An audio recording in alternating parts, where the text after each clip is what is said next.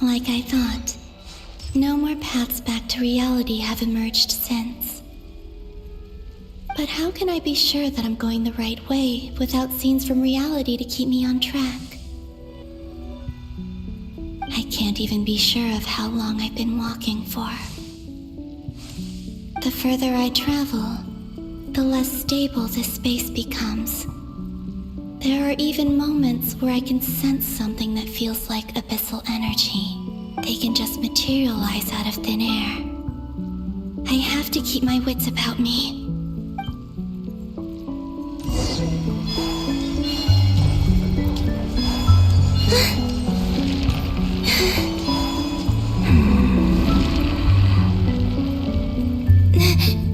Is that the ray here of Sona?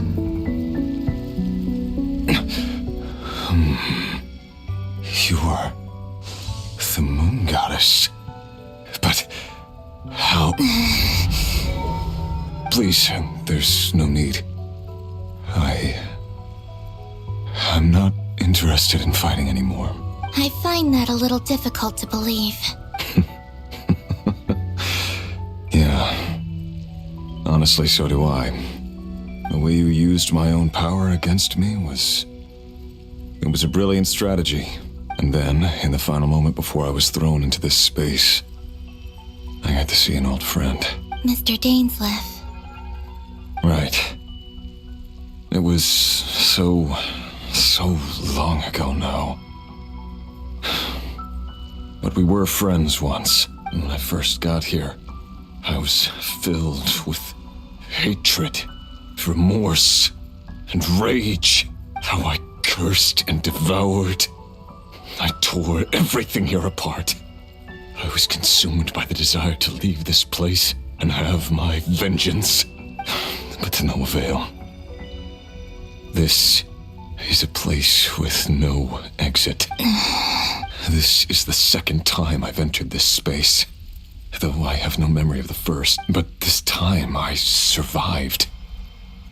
It must be partly because of this new... Are you the source of the abyssal power? Not all of it. Some is from when I first arrived here and tried to destroy... But there was already a degree of abyssal power here before I entered. And like a venomous snake baking in the merciless sun, it tried to slither and... Tried to? Yes. Because after that, the world suddenly became silent for a moment. What do you mean? The voices in my head, they were gone. And then... Her? Thalindis. Never mentioned that she saw a memory of Thalindis leaping into the moon's reflection. More precisely, I saw her afterimage. I'm sure the real her is long gone. She was just an ordinary Conrian. She couldn't have survived here for very long. Anyway, why have you come here? Didn't you know it was a dead end? If I hadn't escaped through the moon gate, my friends would have been in far greater danger. Oh, I see. Because of your power. The power of a moon goddess. What? You'd like to know how I know. The one who resurrected me said so. I could hear deep lust for power in his voice. Dottore. So that's what he's called. He'd been collecting fragments of my body for a long time. Also that he could resurrect me at the moment of his choosing. I had no interest in his research. But being as corroded by the abyss as I was, we were aligned as far as hunting the moons and recovering my strength were concerned. So that's why the Wild Hunt suddenly became so active in Nodcry. When I left the Fatui in my weakened state, Dottore must have felt that his time had come.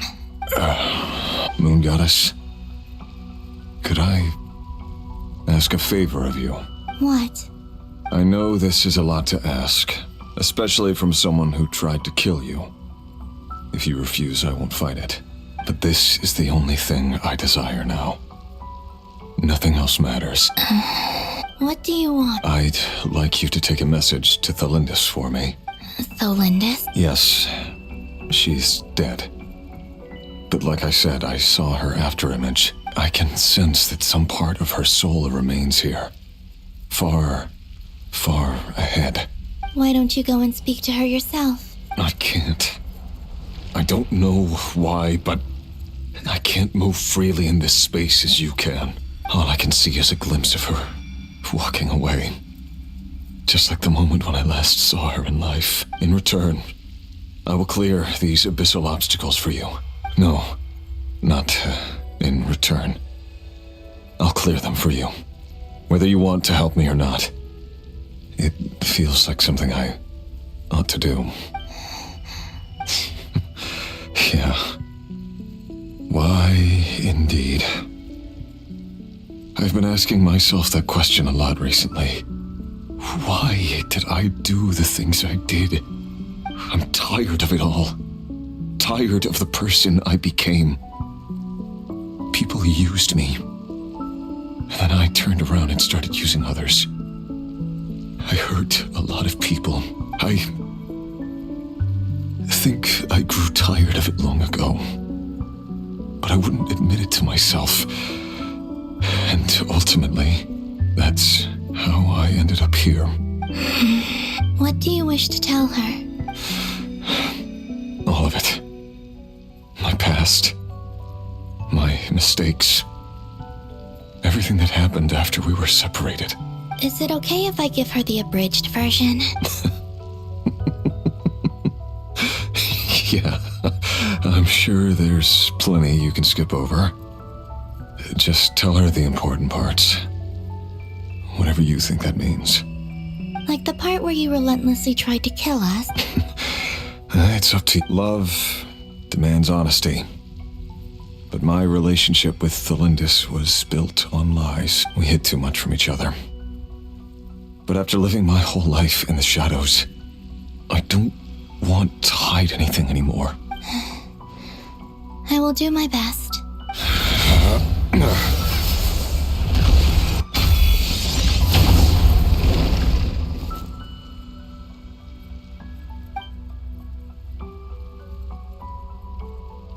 There. The abyss will no longer stand in your way. Even though Mr. Dainsleif felt he had to fight you, I think he still regarded you as a friend. He said that you betrayed him, but he also felt great remorse at never having understood what you were truly going through. Why? Because if he'd known that someone could take a message to you... I know this will sound strange coming from me, but don't die, Moon Goddess. I can...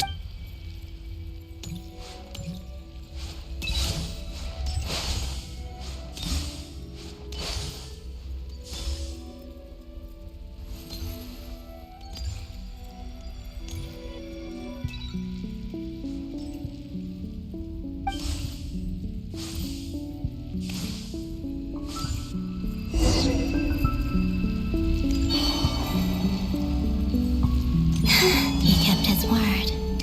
The abyss is no longer obstructing my path.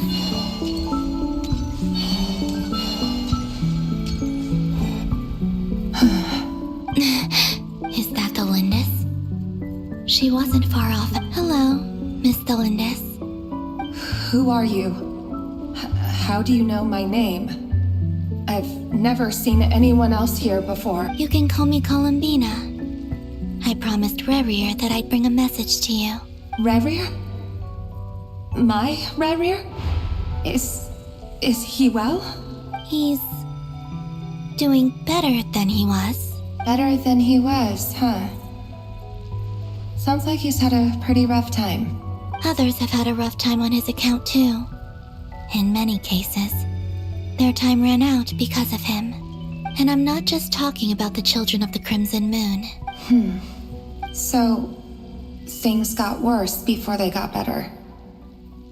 Could you tell me what happened, Miss Columbina? Are you sure you wish to know? Yes. This is my opportunity to learn the truth. No matter how hard it is to hear, I have to know. I admire your courage. However, time is short. I cannot stay here for long.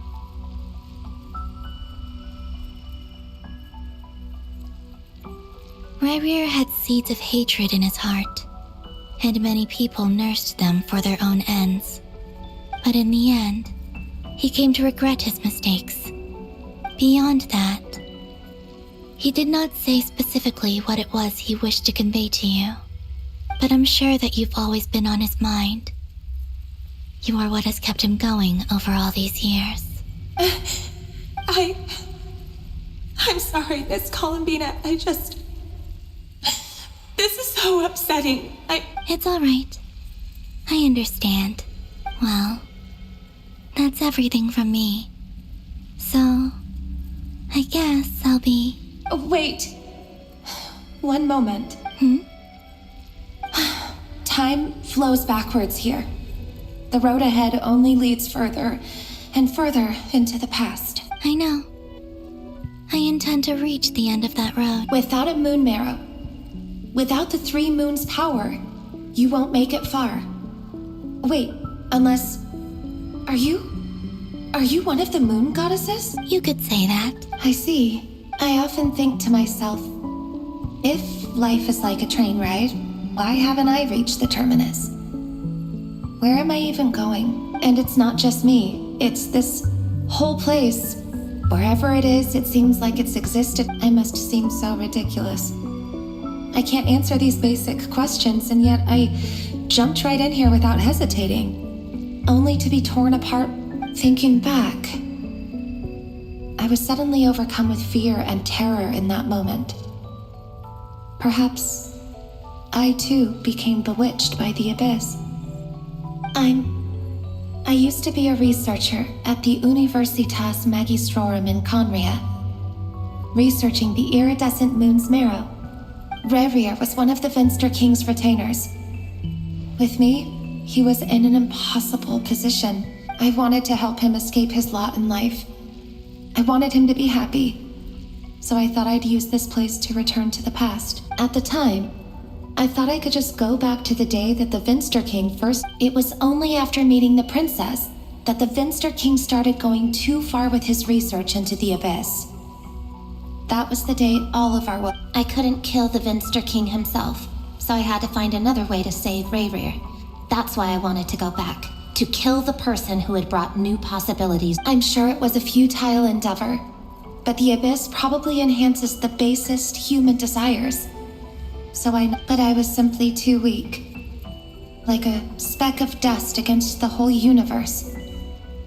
Look at me. I didn't even survive. I know I'm never getting out of here. But you're different. You can make it, and I want to help you. How do you plan to help me? Have you noticed the golden energy that exists here? Based on my past research and my observations since coming here, I believe they carry you forward fast. I can share what I've learned and help you understand the pattern in which this... I think you just might...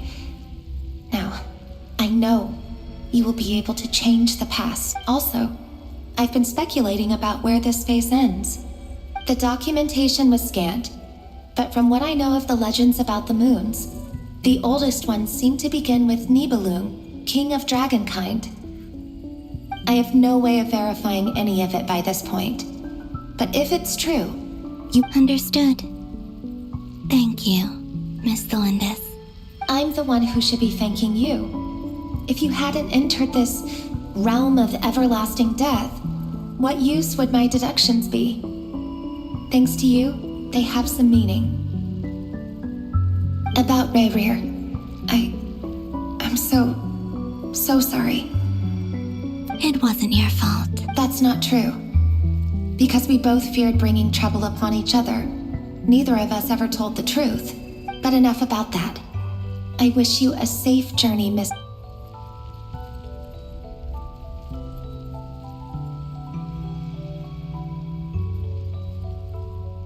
And may the outside world never have to experience pain like this again. Rerir, you're there, aren't you? I cannot see you, because you exist in the future.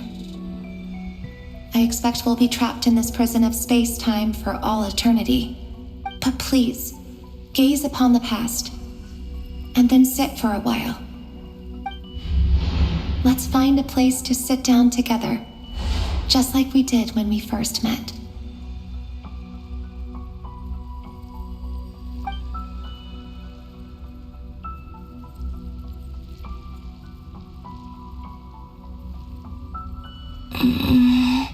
How long have I been walking? How much further till I reach the end? Is there even an end to be found? Everything's getting blurry.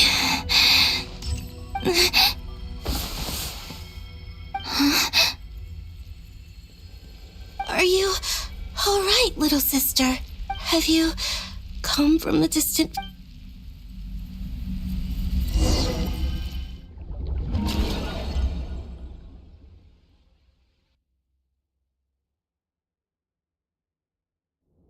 So, how exactly did the moons just disappear?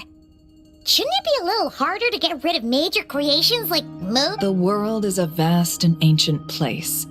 On a certain scale, all life lasts for but a fleeting moment. Miss Nicole explained that the moon goddesses likely perished in the War of Funerary Flame. The moons themselves were also destroyed at that time, save for the Frost Moon, from which a new moon goddess was later born. Am I missing something then? 'Cause the stories say that the moon goddesses were born on the moon, but doesn't Columbina say she was born in Nodcry? Huh. You're right. Why do their birthplaces differ? What's the difference? Also, remember what Sandrone said? Her scans detected 4 moons.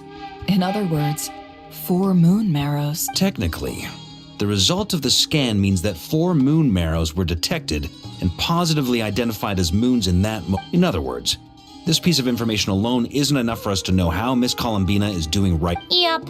We have no way of staying up to date on whether she's dead or alive. She's on her own for now. But at least she's trying her best to get back to us. Yeah. She's a tough cookie. And a sore loser, too. We have to trust that she'll find a way. Because we really need her power. As much as it pains me to say it, we've got no chance of beating Dottore in a straight-up fight. He's much too powerful. It wouldn't even be close.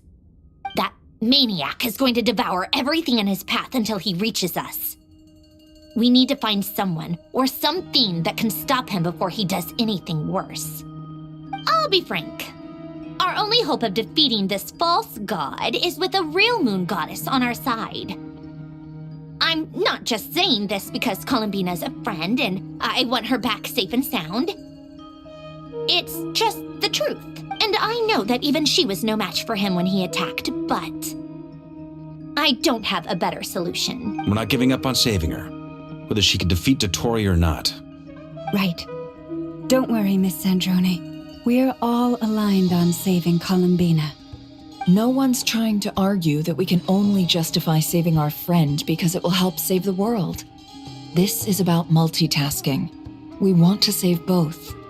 So, she's more than just a moon goddess to you guys. Absolutely. Duh! She's part of the gang! And you are too, you know. Yes, I know. You don't need to labor the point. I knew that the moment I came running over with my documents that I was part of the in-group. I mean, if Arlecchino can fit in, I certainly can. Anyway, as for how we get Columbina back, I've been working on it constantly. But I think I'm still lacking certain information about the moon. I'd probably get there if I could continue my calculations, but the problem is... Computing power? You mean... No, the issue isn't energy, it's processing power. There's so much data to get through that the whole process has just... That's a tricky René de Petrichor of the Nazissenkreuz Ordo once foretold the fate of the world. But I don't know how he did it. My guess is that he used the primordial sea's power. However, that won't work for me. His methodology was vastly different from my own. What's worse, they're incompatible. And this is so annoying. If I'd known we'd run into a bottleneck like this. Well, no, the design bureau's the best as well. Curse that Dottore! Couldn't have made this Oh, what do we do then? How about we grab a bite to eat and take a break? Maybe something will come to mind after you've cleared your head. You don't get it, do you? I'm trying to and I need accurate results, not big prophecies. Where the heck am I gonna find? Anyway, time to shelve the discussion on technical difficulties. Being a killjoy isn't very ladylike after. Either way, we've done what we can. Rest well, everyone. Remember to let us know if anything new comes up. Hat guy? Is he hinting that we should talk outside? Let's go somewhere a little more private.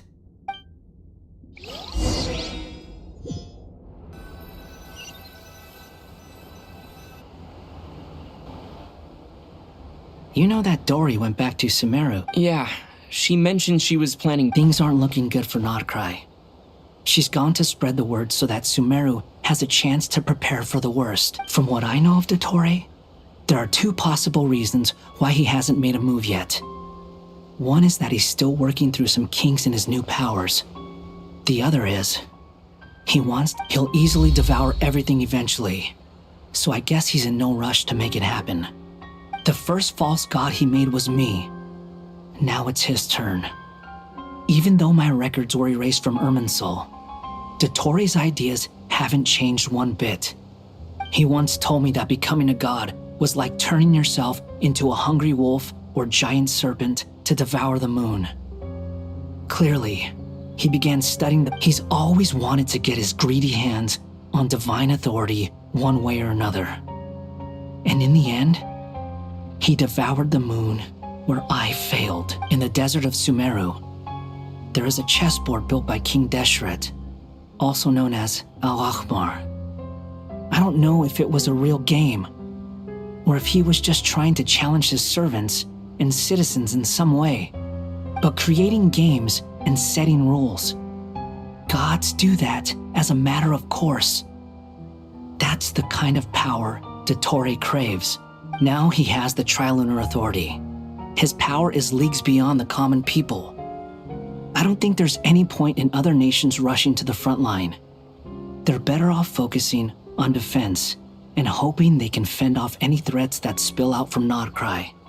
Either way, Dory will inform Lesser Lord Kusanali, and she will contact the other gods in turn. The Seven will have some recourse available.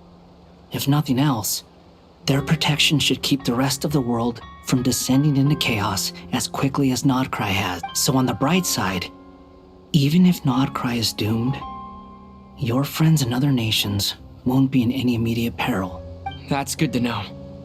But I'm not ready to give up. There's a word for people who refuse to let anything go. Maybe it sounds greedy to you, and probably naive too. But whatever you call it, that's what gives me the determination to keep fighting. Battles are fleeting, but the will to fight is a long-term commitment. Give up for even a moment, and your resolve will shatter. Why do you always feel the need to do the right thing?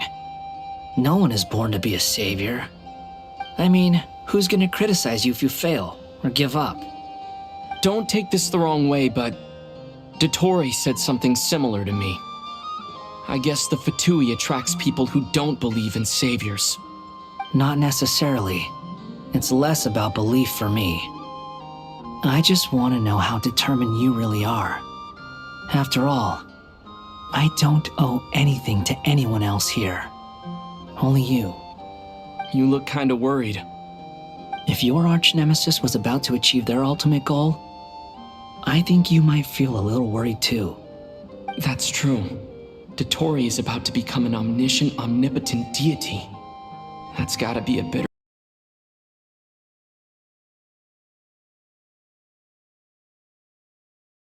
Calmer than I expected. I have to admit that my past self was a reckless fool who, misunderstood not only the point of revenge, but how to it. And as much as I want my vengeance, I know I'm not gonna get it by acting alone. If the world's taught me anything, it's to think before I act. Too bad it never taught me any other virtues, though. So, what's your plan? I'll get to that. First, tell me, what do you think of Sandrone? Just like Paimon said, she's a friend, part of the gang. How much do you trust her? This is a serious question. Think carefully before you answer.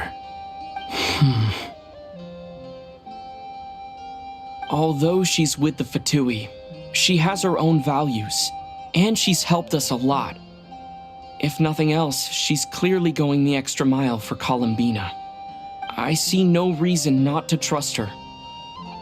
If you say so. In that case, the three of us need to talk. I have some thoughts about her computing problem. It can be solved, but it will come with a cost. How much? If I can afford it, I'll cover it. Sometimes your heroism really backs me into a corner. You know that? Come on, let's go talk to her.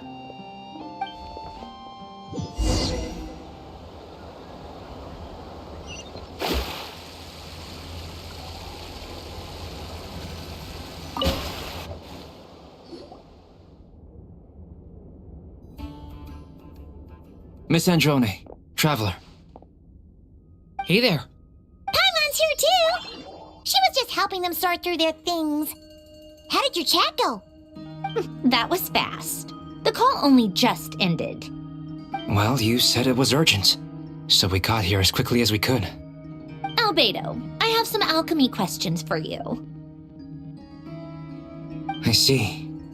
Looks like my knowledge proved useful after all.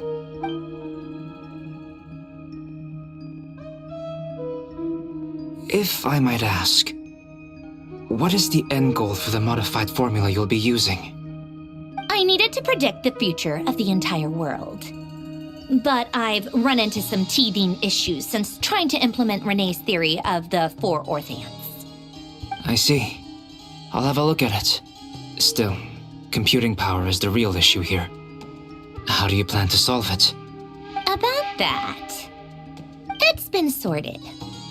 Oh, with the Traveler's help? Actually, you're not wrong. He found the person with the solution. Was it Hat Guy? Yeah, it was him. Wow! Go Hat Guy! Seems like all that time studying at the academia is paying off big time. But where is he? Wasn't he the one who asked Albedo and I to come here? Come with me.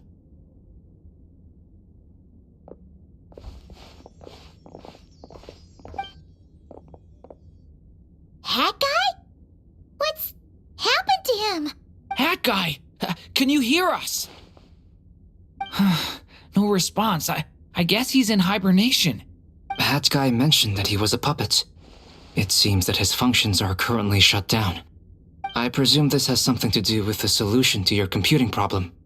That's right. He and the Traveler came to see me. Wait, what?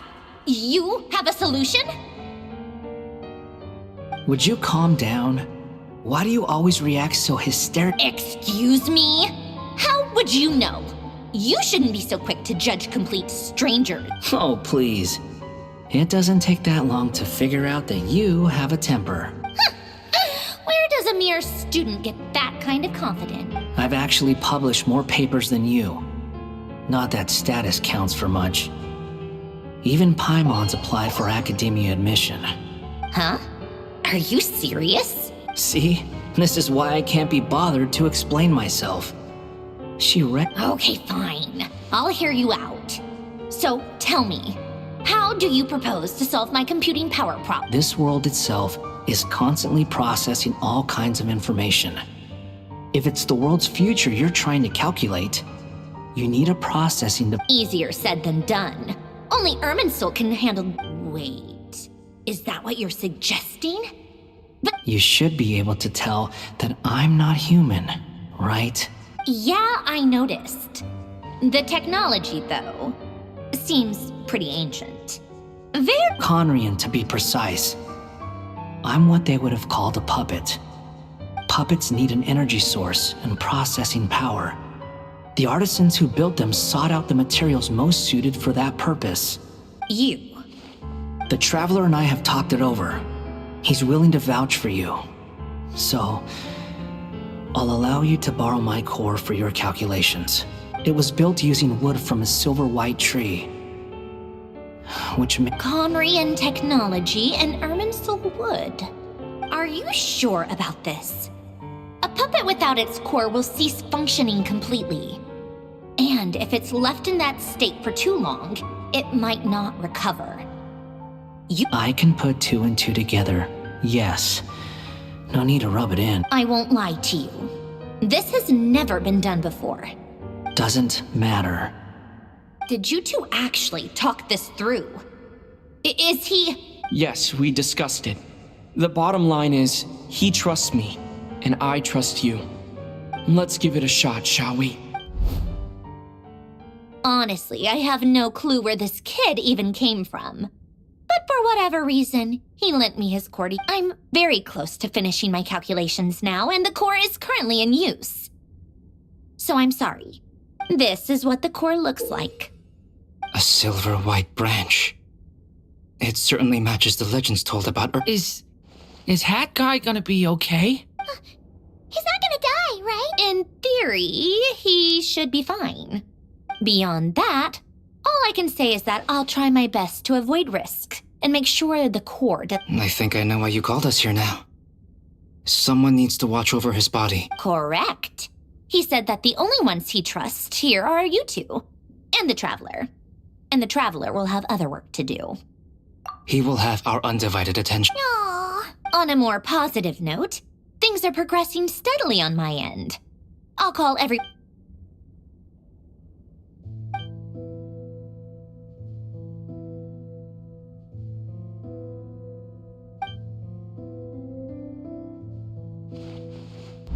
The worst case scenario with the core removal is either a system reset or a total loss of function. But a core is completely different from a heart. But in the end, it turns out the core was more useful to me. Do you think there's any difference between a puppet and a human? I have already experienced both a past life and a next life. Part of me wonders whether I'm only capable of making this decision because I've become a real human. Sanjuni will succeed, won't she? She will. We all have to persevere until this is... That's right. And I'll protect you all until a moment of victory arrives.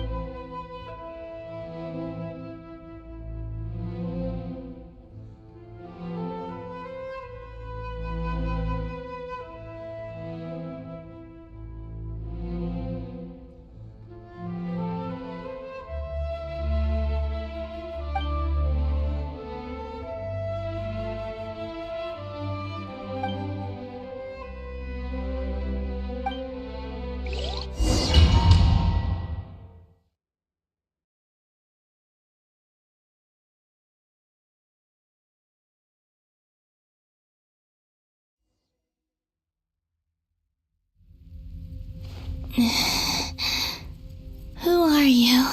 Call me Sonnet. You have the same power as Canon. Sonnet. So, you're the goddess of the iridescent moon? Oh, goodness. You recognize me? Well then, what's your name? Columbina. Columbina Hyposelenia. Hyposelenia? What a lovely name. Did you choose it yourself? It was a joint effort between me and my friends. Friends? You mean your friends in the heavens? Huh? Oh, sorry. You must be exhausted. I apologize. Do you mean the other two moon goddesses? Arya and Canon? Wow, you sure know a lot. Hey. Oh, I guess it's all right. We were prepared for that possibility. You could say we were too prepared. I can't even remember.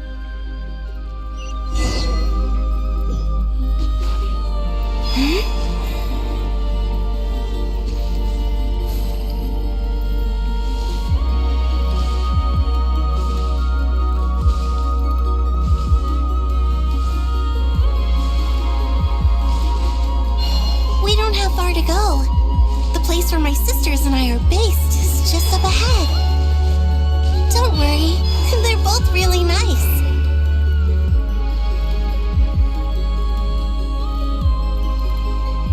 Sisters! I'm back! And look who I've brought with me.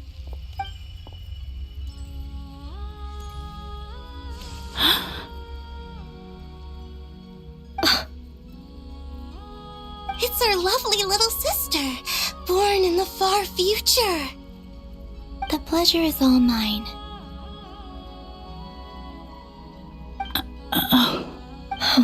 Allow me to introduce you to Columbina Hyposelenia. This is Arya, the goddess of the eternal moon. And this is Canon, goddess of the frost moon. Canon, don't you think Hyposelenia's power is similar to yours? Hello, Columbina. I apologize for our startled reaction just now. And please, forgive our little sister if she's been annoying you. She tends to talk a lot. It's fine. You seem shy. Don't worry, Columbina Hyposelenia. No one can hurt you here. Could you tell me where here... Please. My dear sister, this is where Tevat's original ruler, the Dragon King Nibelung, imprisoned the moon goddesses. What? You're scaring her, Canon. No, I'm fine. Please, continue. Nibelung, our original master, created us in the distant past to maintain Tevat. But he left this world and traveled into the dark universe beyond, to explore worlds vaster still. Day and night, we fulfilled our duty in the heavens, until the day that the first descender arrived. The great ruler of the firmament. The heavenly principles. Is that what later generations call them? I see. But we did not reject them at first, nor did they seem to harbor ill intent towards this world. We coexisted in peace. They were like a guest in our home. Slowly, however, we came to realize that our guest had a growing desire to change and dominate the world. And you didn't stop it? No. There was an order to the rules they set up that Nibelung never taught us. We wanted to know if this order would bode good or ill for Tevat. All right. Canon and I wanted to know. Sonnet was against it from the outset. Later, we discovered that this great ruler of the firmament bore an almost paranoid hostility toward the desire of certain life forms to seek power. Or perhaps they feared them. They would even cast down celestial nails as manifestations of their power, to punish the civilizations of the world below. Only this was far beyond mere punishment. Right. Their rules brought order, but the price people paid for merely testing the limits of those rules was far too great. I did everything in my power to help the punished escape catastrophe, but still, too many lives were lost. The ancestors of the Frost Moon Scions were some of the ones you helped. But just when we had decided to take countermeasures, the Dragon King, Nibelung, returned. And so began the War of Funerary. So, that's the name the world gave that war in the future. Well, who won in the end? As far as I know, the Heavenly Principles won, although it came at a great cost. They remained in Tevat, where they continue to rule to this day. And the world's original master, the Dragon King Nibelung, was destroyed. And what of the moons? Are there still 3 moons in Tevat's skies? You can tell us the truth, Columbina. We know we are but remnants of a bygone age. Only the frost moon remains. But it has been cast beyond the false firmament by the heavenly principles. The eternal and iridescent moons were both shattered during the war. So death finally came for us in the end. But you're still here, aren't you? A moon goddess cannot live without her moon, Columbina. She's right. That's why I began to disappear. Because the frost moon is cut off by... Our souls may endure within this lunar palace, but if our moons are destroyed, Then we shall disappear the moment we depart from it. I'm sorry. There's no need to apologize to us, dear sister. If anything, we owe the world an apology. If only we'd decided to act sooner, rather than arguing amongst ourselves. all the more reason not to spend this time in regret and instead, we should focus our efforts on how we might help our future sister. Sorry? Don't you see, Columbina, your story is not yet over. Is that not why you are here?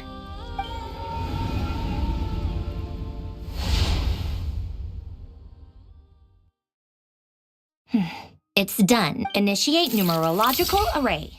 Continue running primary process. Calculate the world's fate through extrapolation. And identify nodes of potential. Secondary process? Scan for moons. Still 4. The number of moon marrows hasn't changed. Wait, let me think. Is it possible that there's something I've been misunderstanding? Variables. Variables in the world. I know where potential variables within the world come from. So what about the moons? Are like their life or death, for instance? What if being alive or dead makes no difference to a moon? But that's so strange. Even immortal gods can die. Why would the moons alone be... Wait! If alive or dead is considered a variable, we might have had this wrong the whole time. No one ever said that a moon marrow equals a living moon. Initiate secondary process. Scan again. This time filtering out interfering perimeter. Moon marrow. I don't care if they're natural or artificial. Get them out of my search results! Why? It says 3 moons still exist in Teyvat, even after excluding the moon marrows. But we know for a fact. Redo the scan. Narrow the results to living moons and real moons. No, scrap that. Narrow it down to moons that have... Why? What is this, Columbina? Has the world lied to us? Or are you the one pulling the wool over our eyes?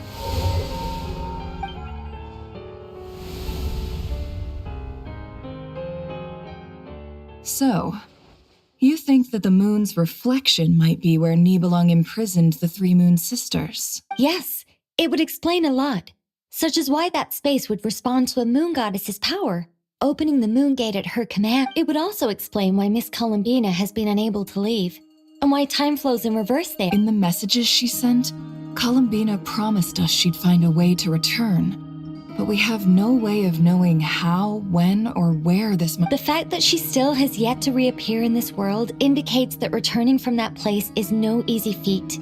We cannot afford to simply wait for her. So you're saying, if she could return by her own power alone, she would have done so long ago. Yes, she certainly wouldn't leave it to this late stage when it's so touch and go. I've been giving this some thought, and I've come to believe that Luana's Har might be an anchor that she left behind, as a sort of future waypoint. This could also explain why Luana's Har is always by the traveler's side.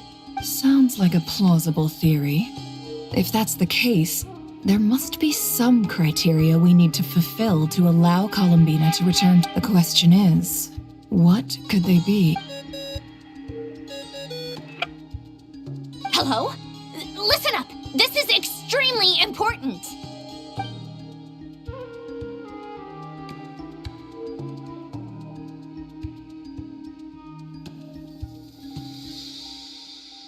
Not only is Columbina alive, but she may well exist in a form unimaginable I'm still unclear on the details, but she's done something truly inconceivable in the past. And And the clue to what she's done lies in the moon and Tevat's sky. Truly amazing. Oh, I'm so I'm sure we all feel the same. And I'm sure Columbina is ready to get back here and fight by our side. I'll keep my calculations going and try to find some way of coordinating with her. But that's not an excuse for everyone else to slack off, okay? How can the dead moon still live? And Luanatar.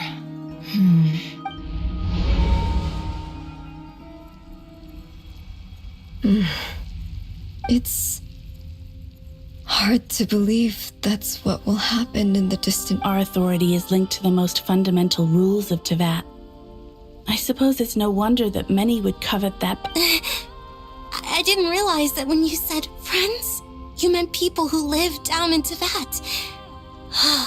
Have you ever tried leaving this prison? Of course. Between us, we've tried everything. It's like the center of a whirlpool. Everything ultimately converges here. At the. In that case, have you tried using any of those pathways that connect this space to the real world? Sorry? They're passages through which you can make small-scale changes to reality by using. Or am I the only one who can use those passages? Because. Kuvaki. You don't know? It's a unique kind of elemental energy. Oh.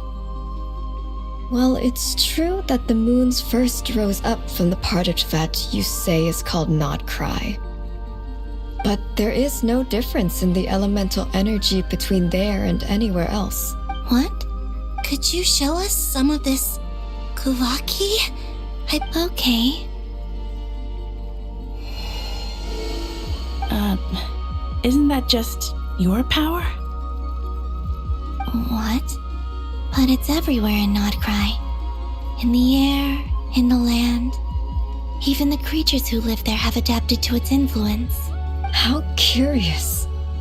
This Kuvaki certainly did not exist anywhere in the world before we were imprisoned. Let alone influence living creatures. So, how exactly does it affect them? This is so strange. Why would their reality differ so much from mine? Columbina, you're looking for more than just a way out of. Yes. If I am to help my friends, I will need tri-lunar authority on par with that of our foe. You mean? This sounds extremely. The three moons' powers are not mutually compatible. Concentrating them into one goddess. I know. But I'm. Even so, let's say we successfully transfer our authority to you. How Nibelung constructed this realm specifically to prevent us from using our powers to interfere. No moon goddess can leave this place alone. What if?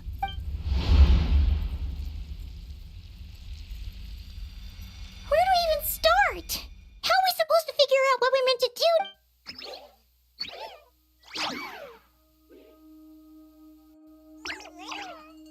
Columbina?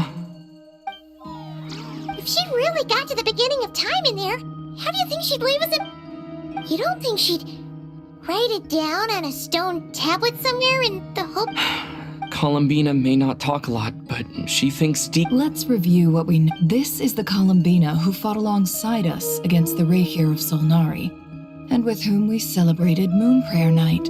She knows our personalities, our ways of doing things, even our unique strengths and abilities. So, if she wanted to tell us something from a long, long time ago, what would she do? Oh.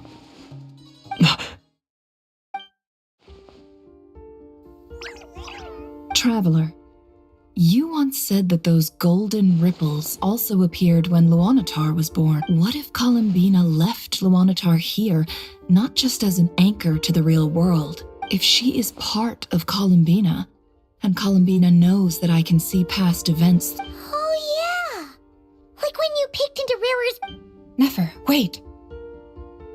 If you're right about this, and you can really see past events through Luanatar, your eyes, they'll... Oh, I know. Looking at Rerir's past in Conria was already... It'll surely blind me. But it's our only chance. Boss. We spoke about this once. a long time ago. Do you remember what I said, Yehoda? The day I lose... But... What's wrong? I'd be overjoyed if I were you. This day's come a lot earlier than either of us... I need to know you'll honor our agreement, Yehoda. Yes. Are you sure? What is there to think through? I should have gone blind after our battle with Rerir. Frankly, it's almost... Then at least let me take some precautions on... And if you really do lose your sight, I'll visit... Oh, please, anything but that. I was actually ready to go through with this. Are you trying to... As if I could ever scare you. I'll assume you're just joking to calm your... All right, enough chit-chat.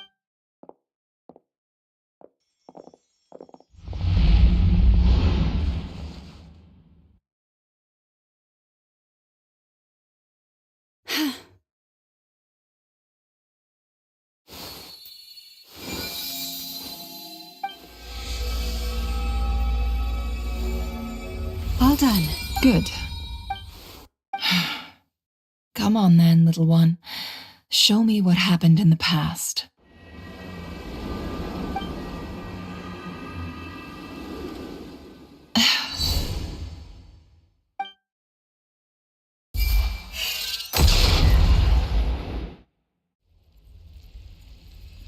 Between the Trilunar Authority, Kuvaki, and the sole surviving moon, the Frost Moon, I think I might know how to get back.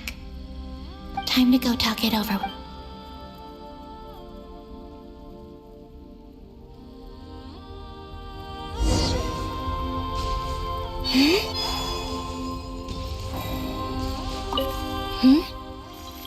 I hope it's not too dangerous.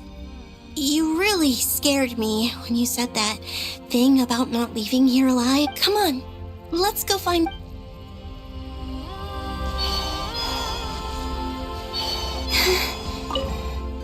It seems you have reached a decision. I'm all ears. What do you propose?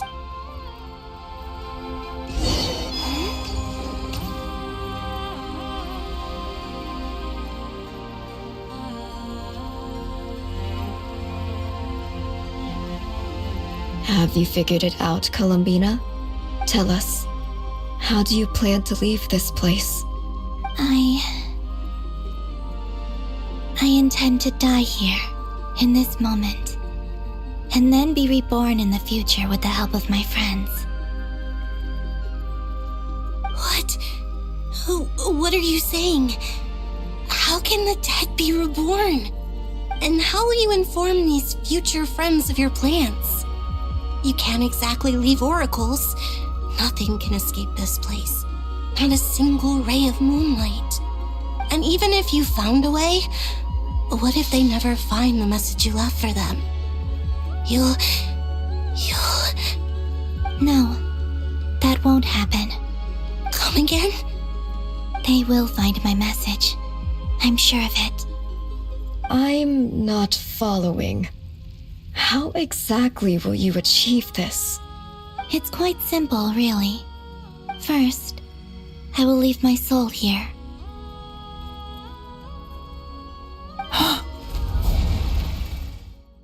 I see it. Your soul? You mean you're a divinity? Yes. I once left a portion of my soul in the future. One so small that this prison barely noticed anything. In this very moment, she can resonate with my soul across time. When the time comes, I believe that she can serve as an anchor to pull my soul from here back to the future reality. Just as gravity connects the world to the moon. Exactly. In the future, where I came from, the moon has been cast beyond the false sky, but I can still feel that it is there. In a similar way, I can feel a connection to the soul fragment I left behind even now. My friends can use it to detect my presence. But how do you just leave your soul here? Is that even possible?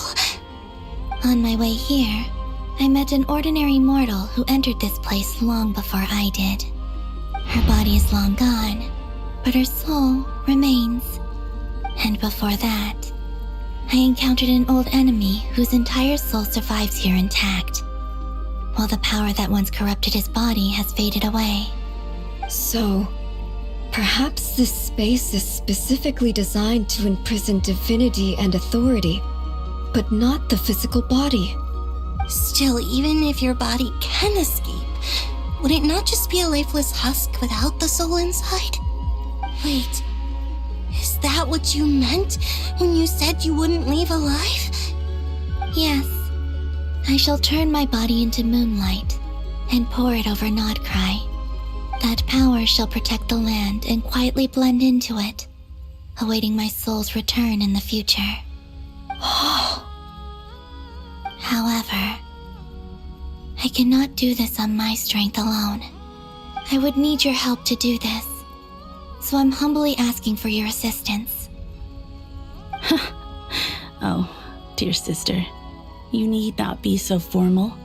As I said before, we are but remnants of a bygone age. You, on the other hand, were born alone in that distant future, and you have walked a long and lonesome road since then. How could I bear to let your story end here in this dungeon? Don't forget, we are your sisters, your family.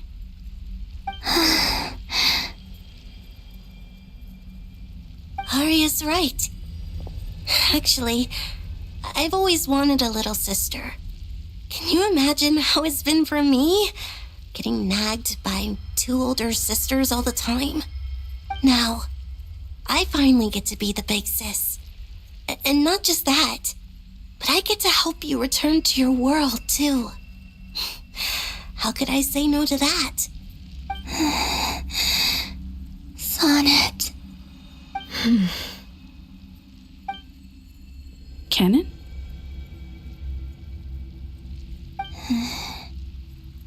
I'm sorry. I know this is a bold request. The Frost Moon is rightfully yours, and it remains intact. Oh, no, please, don't misunderstand me, Columbina. I was just thinking back on the years that the three of us once spent together. You cannot imagine how happy I am to hear of the future world you describe. The Frost Moon Scions, your lovely, kindly friends. For the three of us, whose purpose in life was to maintain the peace in Teyvat, if your plan can save them and save Nodcry, I will gladly give you all that I can. Besides, the three of us have been together since the day we were born. I could never abandon them to live on alone without them. Canon. Still, I do have one question I would like to ask you before we proceed. Certainly. Why do you cover your eyes?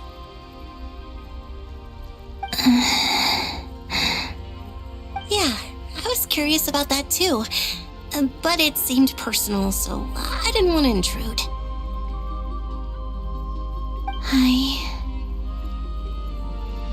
There was a time when I refused to look upon the world.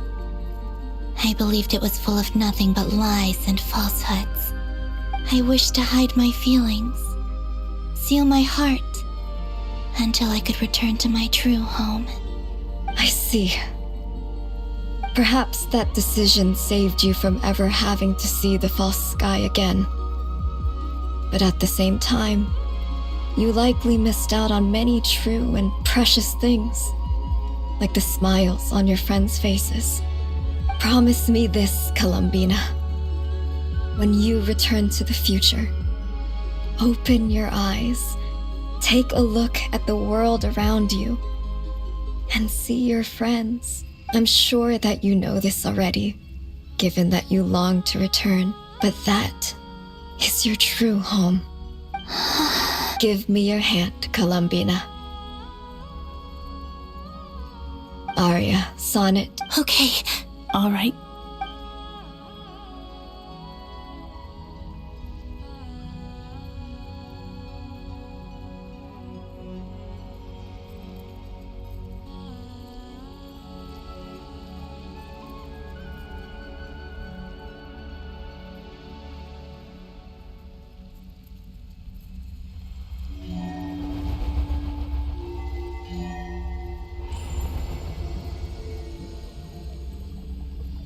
We once were the song sung for eternity, but now it is you who must continue to sing.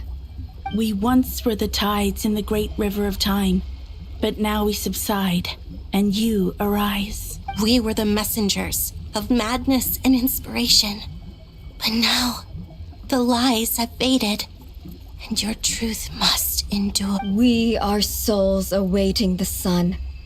You must return to be with those who smile when they see your face.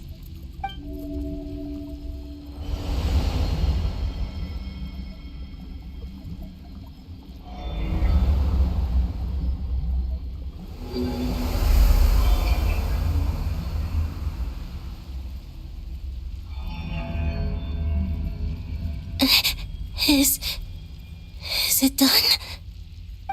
Yes. We have transferred the authority over all 3 moons to Columbina Hyposelenia. From this moment on, she is the Tri-Lune Goddess, the one and only moon goddess of this world.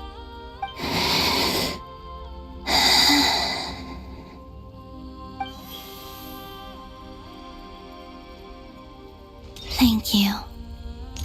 Thank you, my sisters. Now go, and do what you believe is right, Columbina Hyposelenia.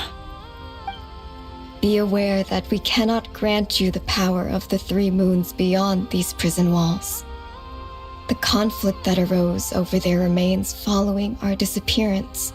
I understand. Sisters, oh, my body. It feels... Now that we have given up our power and authority, our bodies are merely mortal shells. It's okay, Sonnet.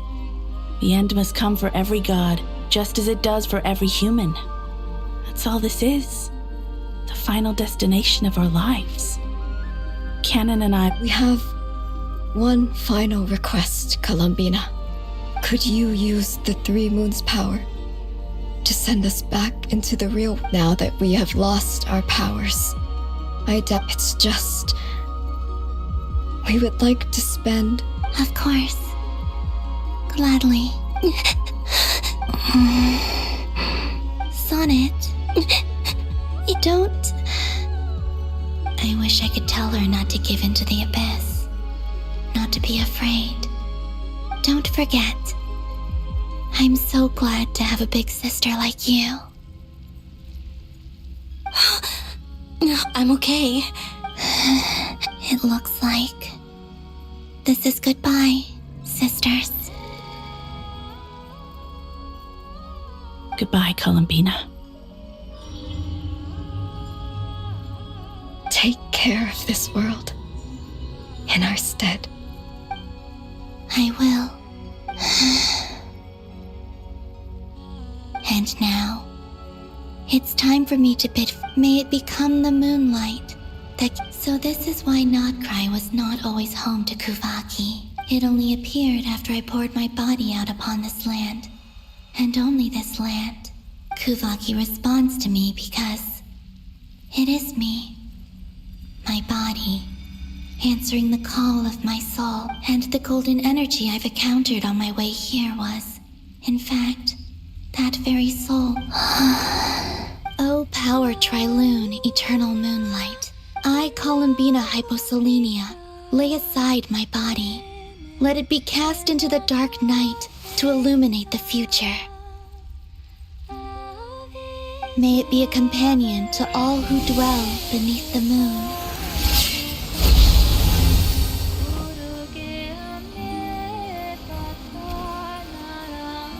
Until the time comes for me to return home.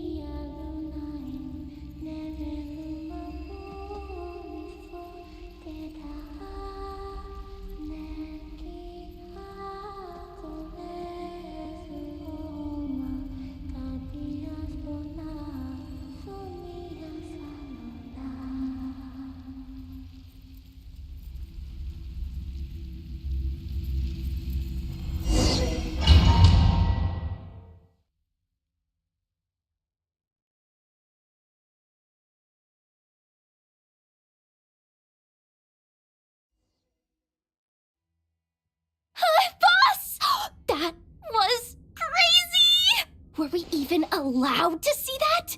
Is anyone? Oh, can you still see? How many fingers am I holding up? I see 2 fingers, and a look of sheer terror on your face. Truly astounding, Miss Nefer.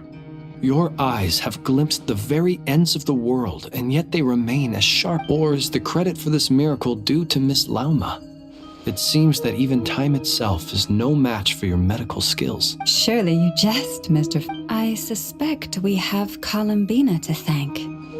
She must have realized the immense toll that the ritual would take, and purposely. There is always a great price to pay for witnessing the truth, but it seems that this time, Columbina has shouldered that burden on our behalf.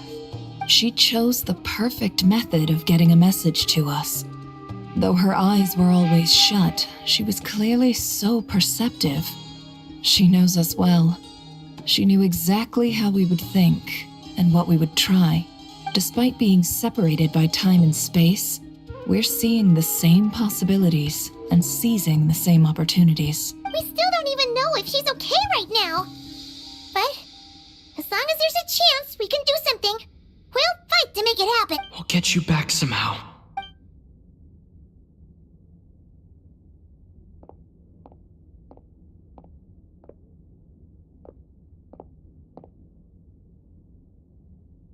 Well, based on the information we now have, let's figure out our next moves. Thanks to these gentlemen, we have a much clearer picture of the situation with Dottore. The civilian population has been moved to safety, so we no longer need to hold back. Miss Androne, how are the calculations going? So far, so good. I'll keep seeing how far I can push the system, though. Can't have Hatman being powered down for nothing. There's still a long road ahead. Where should we begin?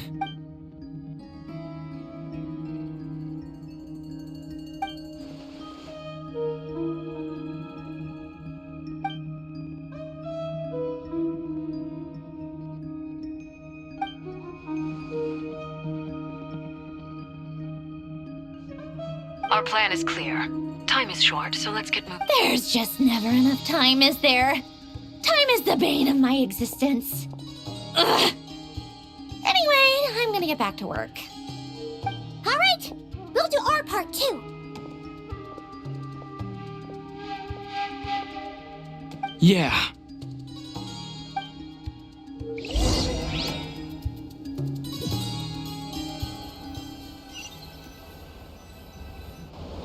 Albedo's theory says that elemental energy can dilute the light realm's power. But I'm no expert in building elemental defenses. Sounds like something out of the advanced elemental theory section of the library. Whew.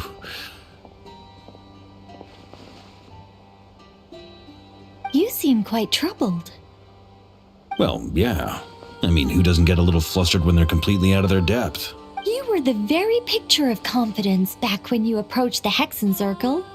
Yeah, I could have been faking it through that whole meeting for all you know.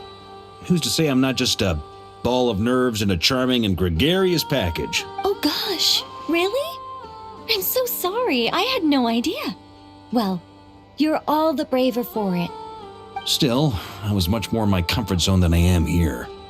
At least in Mondstadt, you can cry for help from a cliff top and actually stand a chance of summoning Barbados himself. Things have never looked bleaker than they do now. If we don't pull this off, Tevat's doomed, isn't it? Oh, you think so? It's a shame. Don't put too much pressure on yourself. Tevat has faced annihilation many times in the past, but it also gave us you, didn't it? Hey, don't give me that. It's not like I'm anyone special. I disagree. Every human born in this world is special. We angels have always believed that. In that case, this humble human being has a big favor to ask of you. I thought you might say that. I'm sure Alice, in her great wisdom, sent you here precisely to help us in this difficult time. Well, that has less to do with her wisdom and more to do with my power. Of course, of course. Well, the thing is, these elemental defenses we're about to build, I don't think it's a question of if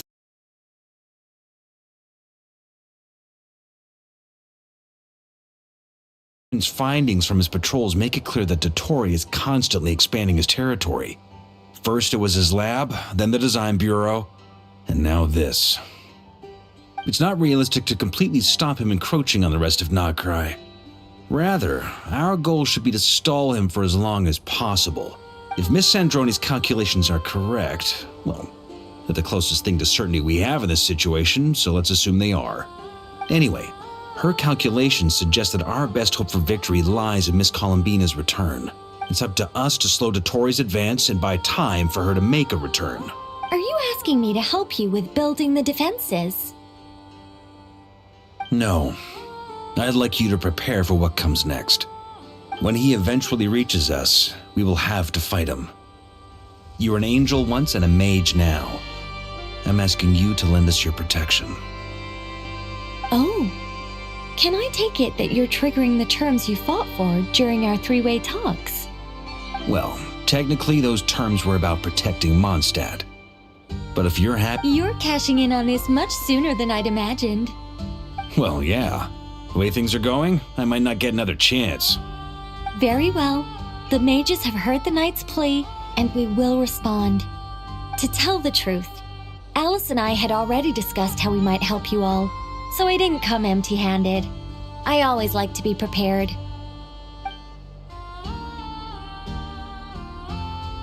This is... wow. Yeah. This is great. Seriously, thank you. It's been many long years since I had a chance to dazzle humanity with a little divine intervention. To humbly serve as a reliable and Anyway, Knight of Boreas, please accept this gift in recognition of your great virtue. Go now. May the angel's blessing deliver you safely to your destination.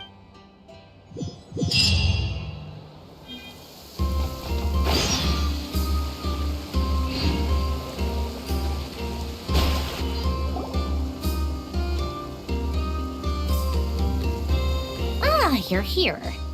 Sandroni, how are things going? Glad you asked. You two are about to become the first people to lay eyes upon my masterpiece. Or should that be the first person and the first, Hey! Whatever. Come, feast your eyes on this. Wow!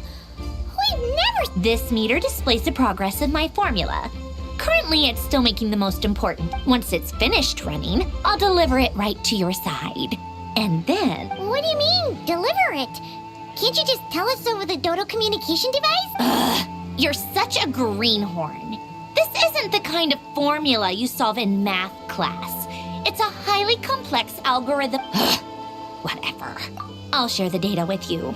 Nicole's agreed to let me use her information channel, so we just need to use the Dodo communication device like so. And there. Now you can check in on my progress. Wow! Look at that! You're amazing, Sandroni! About time you recognized my genius. Took you long enough. Anyway, that's all from me. You should check on the others if you have time. Make sure we don't have any weak links in the That might sound harsh to you, but close supervision is a common practice in the Fatui. Not looking to catch anyone out. I'm kinda stuck here while the formula's running, so I need you to be my second pair of eyes.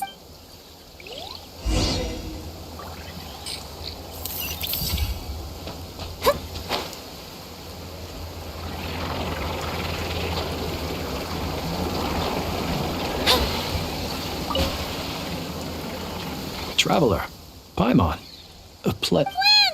How's everything coming along? fairly well, if I do say so myself. Ooh, you sound much more... To be honest, I am not usually fond of exercising my full strength. For one thing, it's hardly conducive to maintaining a low profile.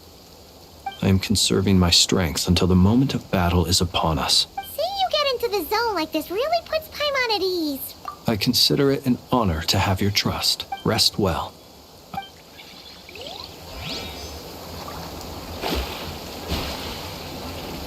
Thankfully, Miss Nicole has come to our aid. Golden Flame. Yes, that's Nicole's. Based on the latest message from Grandmaster Varka. It sounds like they've reached an agreement. The situation should be more stable with her assistance. Albedo! Durin! Hello there, you two. Are you well rested? That's good to hear. As per the plan, Albedo and I will be in charge of Nasha Town. As Dottoro's energy field expands, it's creeping ever closer in that direction. We fought side by side many times before, and always with great success. I believe this time will be no different. So don't worry about us. Focus on fighting Dottore.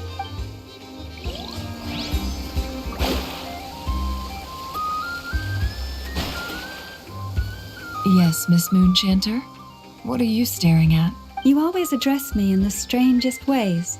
Lady Moonchanter 1 minute, Miss Moonchanter the next. Yes, and? Are either of those incorrect? Not as such. It's just that I simply call you Nefer nowadays. Uh-huh. That's my name. The point is I don't add any honorifics or titles. Meaning what? That maybe we're on friendlier terms now than we... Is that how you see it? And I thought I was the one with eye damage. Never! Wilma! Paimon! Just swinging by to check in on you. Everything's good? Don't worry about me.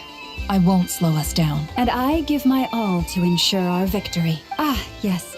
Allow me to give you two a quick checkup. All done. You're both in good shape. You're welcome.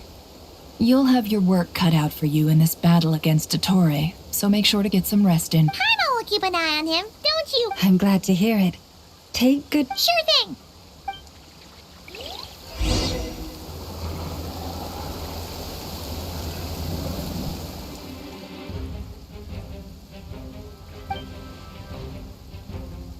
Here they come. As we expected. Get ready, everyone. Take your positions. Let's begin. I'm at the ready.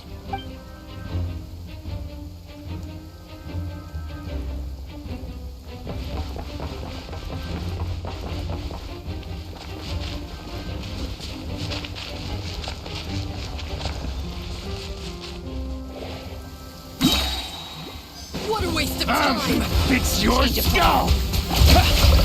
Close your eyes. Keep your distance.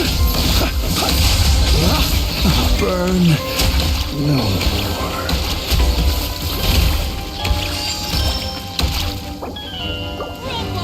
Go! See you at the graveyard.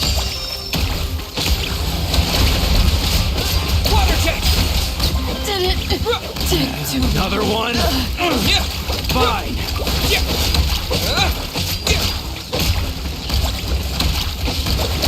Got a friendly with your name on it!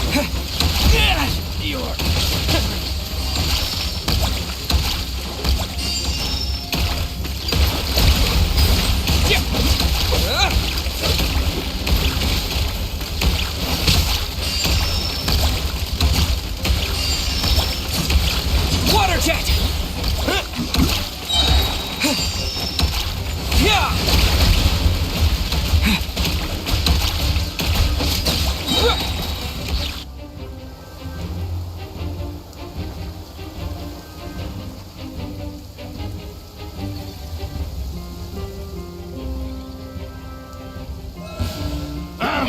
It's your skull! Can't hide the truth. These creatures cannot stand against us. Oh, fighting talk. Just don't let your guard down. That goes without saying. I'm hardly the risk taker in this group. Excuse me? The deception ends here.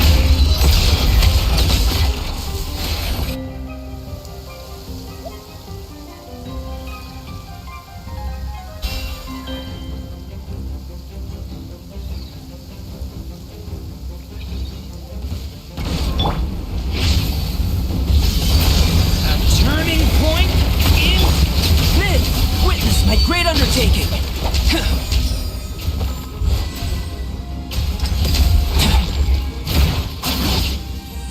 That was easier than I thought. Naturally. What do you mean? Is it the go. We're of a higher...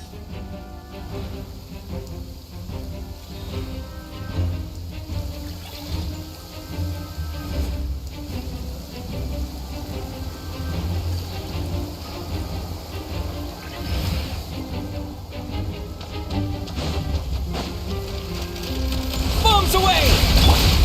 You... Observe.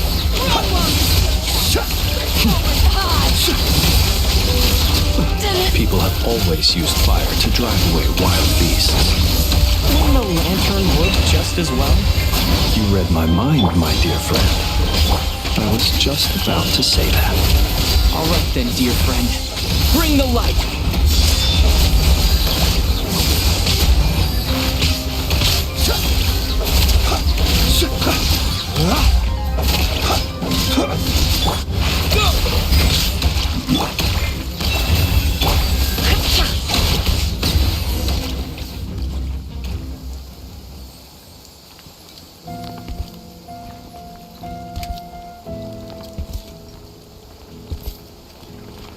You're looking well. I trust you've had a good couple of days. Dottore. It's actually a good thing, in my view.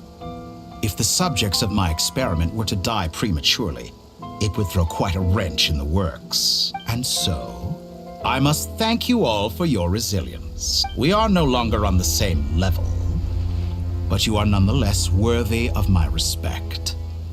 A creator god should be merciful and gracious after all. And in any case, it is only right that before I end your lives, the world is informed of the arrival of their new god.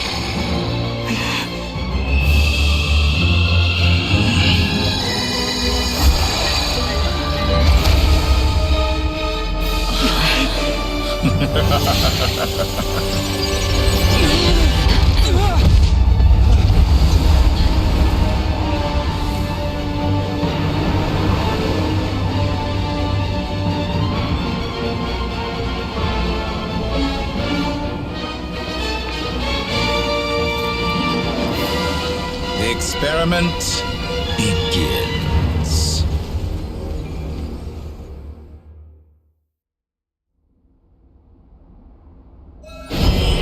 With the marrow of the three moons in my hand, behold the false moon's fall!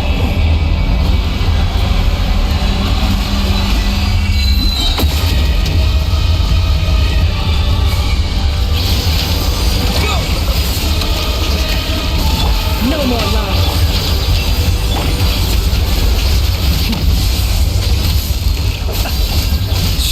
Did you honestly think that would hit me?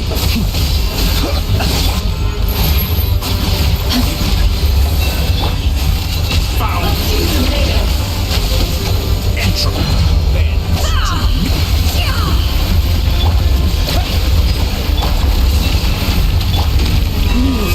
Be silent.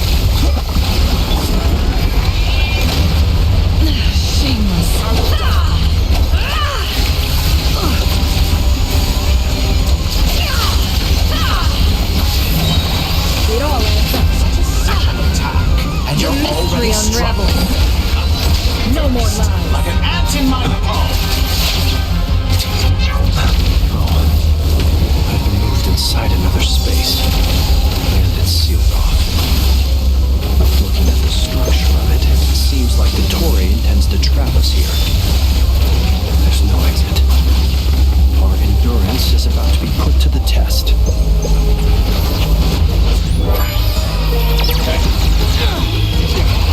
Watershed!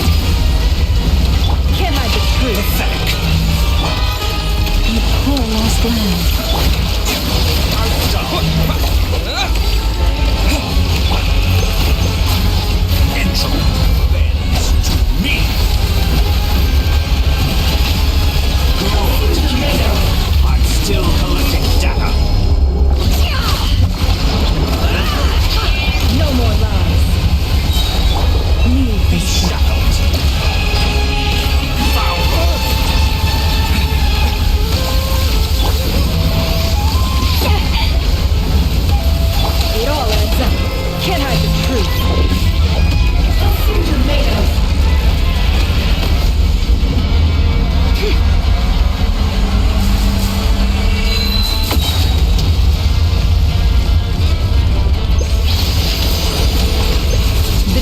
Mission ends here. For the everlasting forest. No more lies. Did you honestly think that would hit me? Excellent. You barely managed to touch my tail. Where will you try scurrying off to next? Looks like Dottore has opted for a divide and conquer strategy. But we will not allow him to triumph. Now, I shall pray for our victory.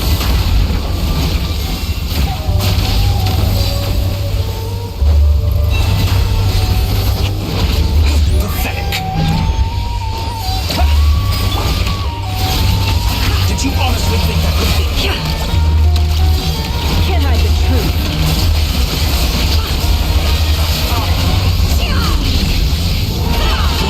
Keep it up. I'm staying true. Water jet! No more lies. That's more like it. Some results The mystery unravels. Can't hide the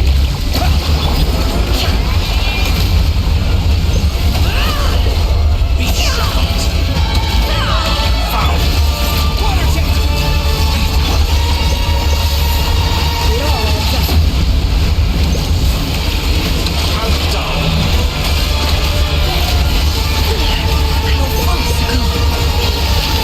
No more lies. Water jet! Water jet! Be annihilated, that which cannot stand against me. Absurd. What's this supposed to be? A knockoff version of the space Columbina got trapped in? There really is no way out. We'll see about that, Dottore.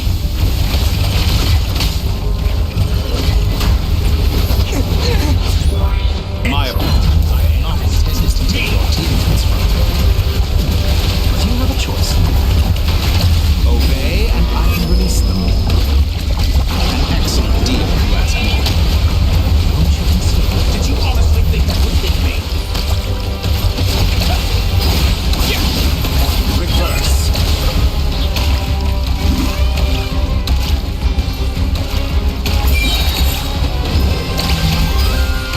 Wipe out!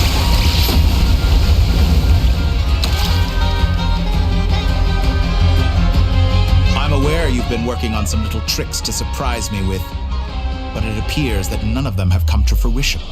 My guess would be that you're trying to bring Columbina back. But then, where is Sandrone? Or are you trying to buy time for her? I always found their friendship to be a curious phenomenon. Two highly incongruent personalities, and yet they share a deep connection.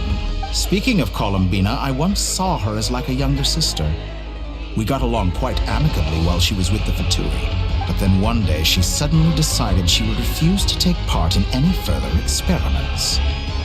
To this day, I truly, it's such a pity. I could have had a sister, a family. But alas, she grew to dislike me. You're not fit to be family to her. That I can't deny. So many people, all obsessed with playing out the same tired old dramas. This world is rotten to the core. And then there's you. You had every opportunity to reach the right conclusion. The thought of killing you off like this? But I maintain that I approached you in good faith, so I will offer you another chance. Will you work with me? You have until I count to 10 to make your choice. 1, 2, 3. Not in a million years.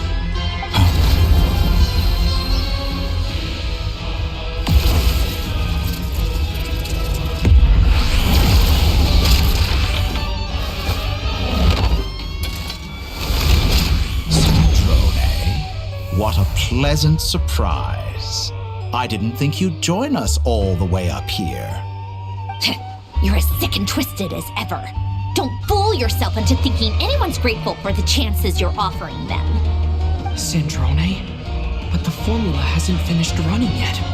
Funnily enough, I was just discussing a collaboration opportunity with the Traveler, and then I see you, who I must say is a good example of an opportunity gone to waste. Gone to waste? I said that everyone would get one chance, and you've used yours to march right back into the lion's den. So yes, it's an utterly wasted opportunity. And what makes you think I believe a word that comes out of— I was planning on disposing of your little formula after wrapping up more urgent business here. But since you've taken the trouble of serving it to me on a silver platter, I can simply bring it forward in this.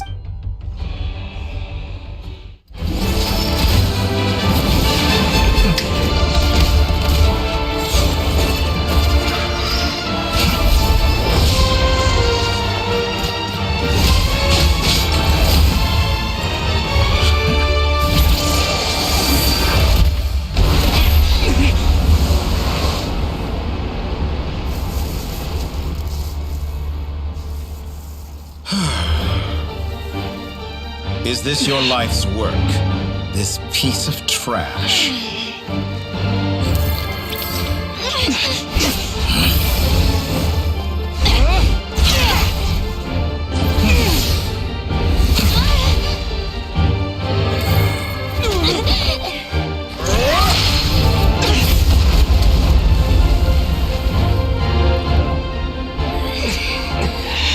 Your formula runs too slowly, Sandrone. You put your hope for success on others instead of fighting dirty. That is why you have failed. Now, whom should I slay first? Any volunteers? No one? How nice of you to leave the decision to me.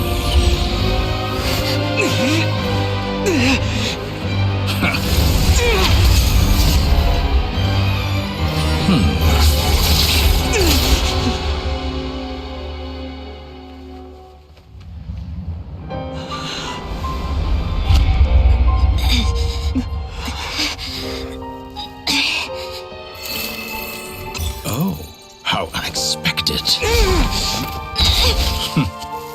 Sandrone, any last words for me, comrade?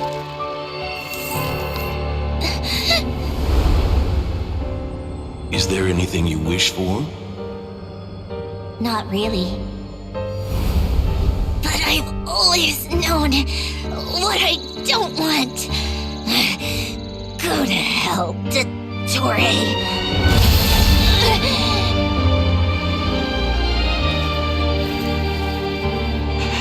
No!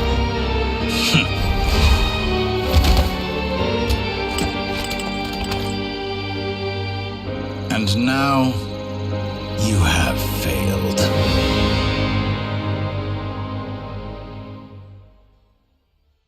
Sandrone! Now you see how fragile mechanical contraptions are. Just a gentle tap, and they fall to pieces. However keen of an inventor Sandrone may have been, her death spells the end of the formula that was running inside her body. Of course, I have to commend her for making it this far. As her colleague, I have to admire her stubborn tenacity. Now, it is time for you to take your place by my side. My count was interrupted, but the second chance I extended to you still stands. Once by now, I'm sure you have gained a greater appreciation for the power and authority I wield. What is stopping you from embracing a new world of endless possibilities? Not in the mood to talk? As you wish. You seem less talkative than usual today. I'll change the topic to something more apropos. Sandrone was always like this, never trusting anyone, always so reluctant. Objectively speaking, she had her strengths. It is remarkable how she extracted and even optimized the world formula from so much data, but her inability to trust was her undoing. Had she allowed someone else to monitor or run the formula for her, you might still have a but regrettably, she was a stubborn fool. Dottore, Maybe this is news to you, but people can change. Columbina surprised you when she escaped. You can twist the truth however you want, but I see it clear as day. Is that how you see me? By this point, what can you hope to do about it?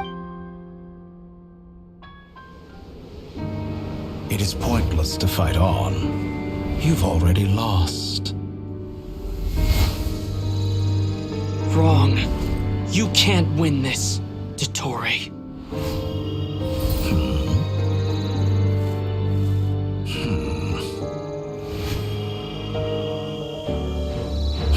What?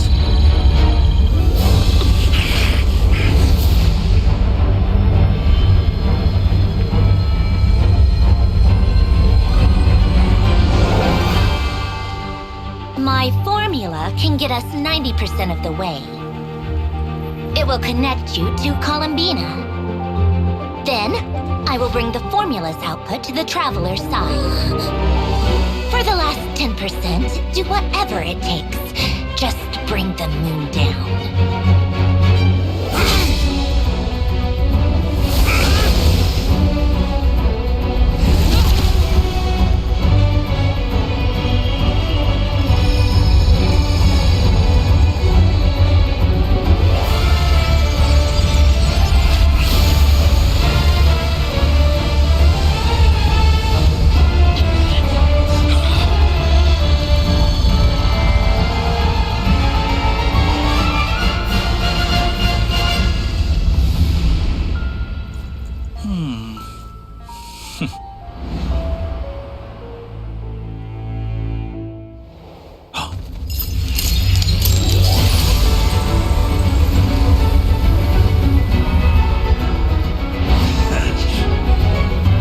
The moon will never be yours!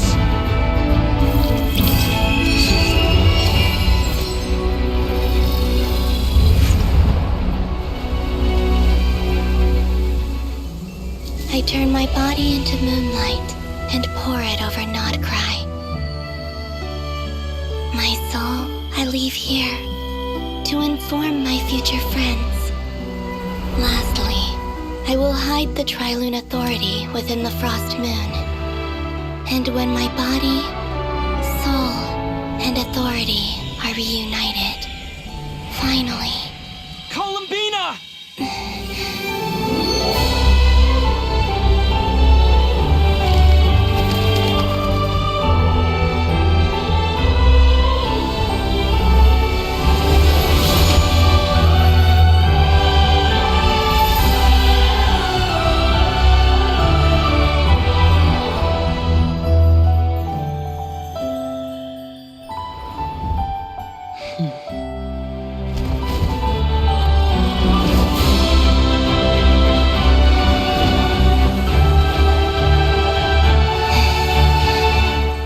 It's been too long. I'm back.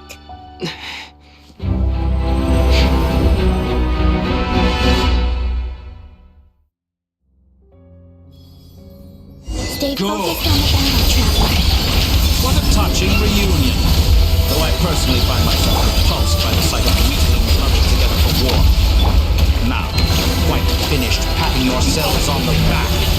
Show me how long you can struggle before you drown.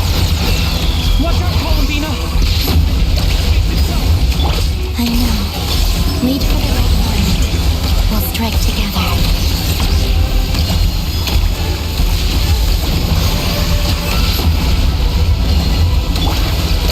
Moon's remnant.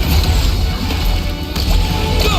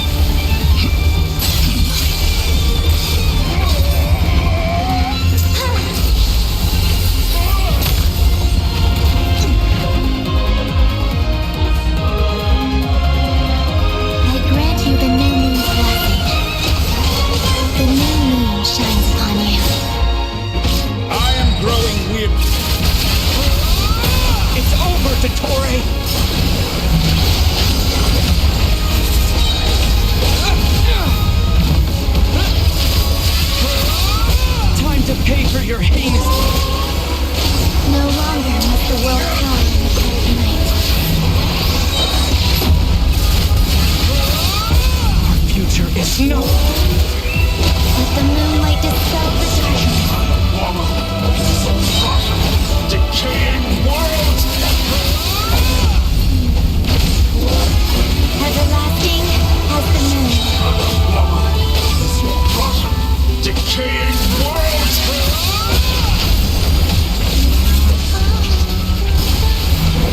I could have shaped the new world. Only I...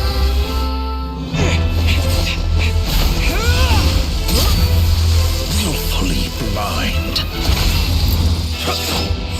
How can you be so satisfied with your fate?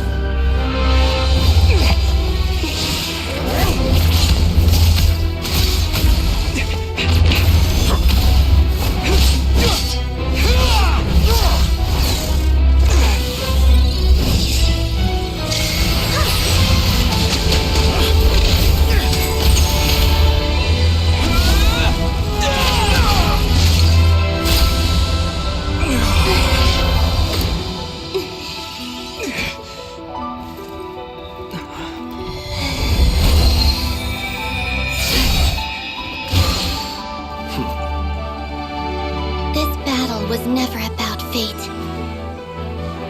It's about friends, family, and the home you stole from them. So dull. Only the weak rely on each other for comfort. You shall see. Once I transcend fate, you will be nothing but fodder for my grand experiment. That will never happen.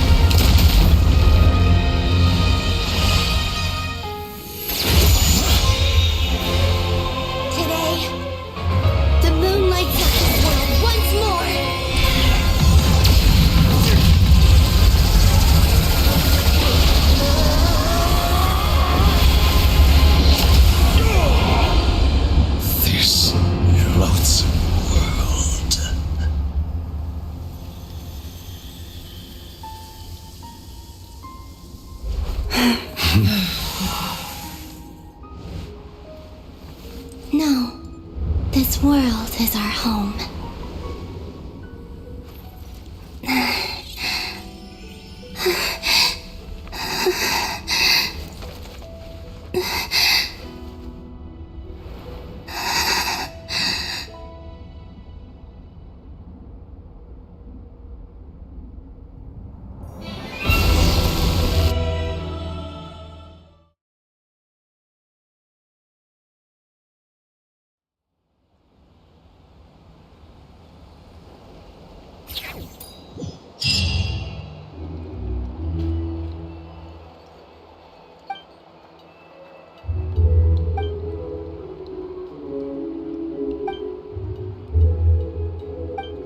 No, you're doing it wrong.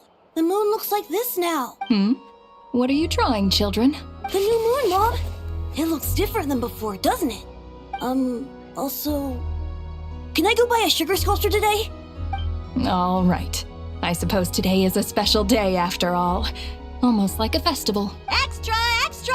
Get the latest Nasha Express here! Post-disaster report! Nasha Town reborn beneath a new moon! The voyage begins today! The future looks bright thanks to the League. Want a cup? I knew things would be different. But I didn't think that would include the moon. They say a new moon goddess has been born. A new moon goddess? Who's... I guess so. I'm not too clued up on the details. As far as I'm concerned, the moon's still in the sky and it's business as usual. Hey, since we've come all this way, shall we grab ourselves a free... Are you a convert now? Or are you just here for the free lunch? Oh, come on. What does it matter? After everything we've all just been through? That smells good. All right. Come on! We gotta get there early, or there won't be any good spots left! Shh, keep it down. This is a residential area. What if people are still sleeping?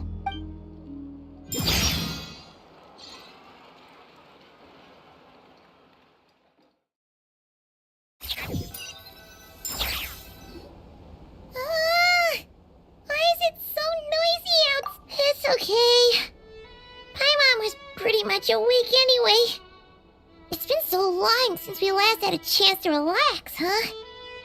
Feels like time is moving slower than usual. What about you? Did you rest well? Still winding down from everything that's happened? Or are you wondering how our friends are doing? Okay, if you say so. But don't push yourself, alright? What we just went through was a lot. It's totally normal if you need some time to get back in your groove. Luanatar disappeared after Columbina came back. Apparently, she still... Paimon kind of missed it. Anyway, you did great. So did Paimon. We all worked our butts off to contain this disaster, and in the end... So, chin up, Traveler. You should be proud of yourself. Hey! Don't poke fun. You should be glad that Paimon's growing as a person.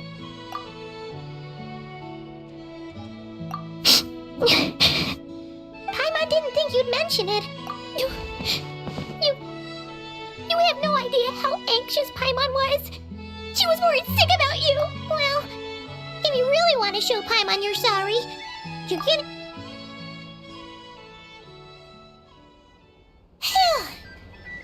Okay. Paimon's full now. Huh? Oh, well...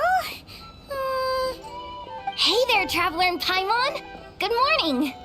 Morning, Yehuda! Here for some breakfast? Oh, I've already eaten. Just need some water. I was mostly worried you might forget what day it was today. So, I came over to remind you. Careful there, Paimon.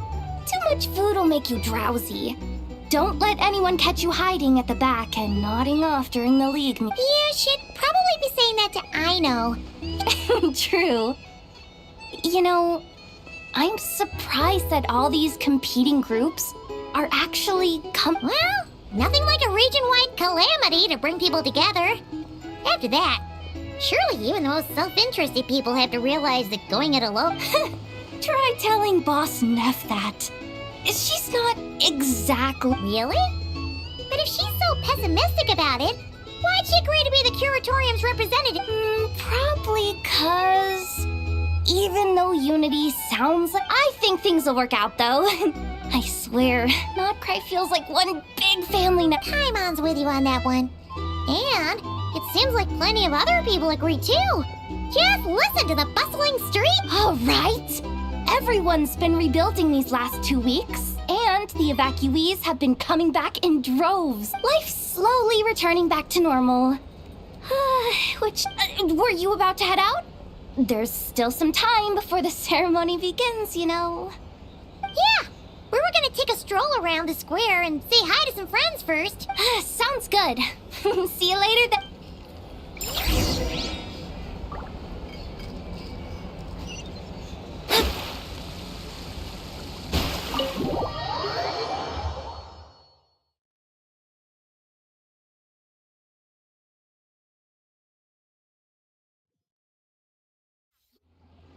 Please accept today's boon.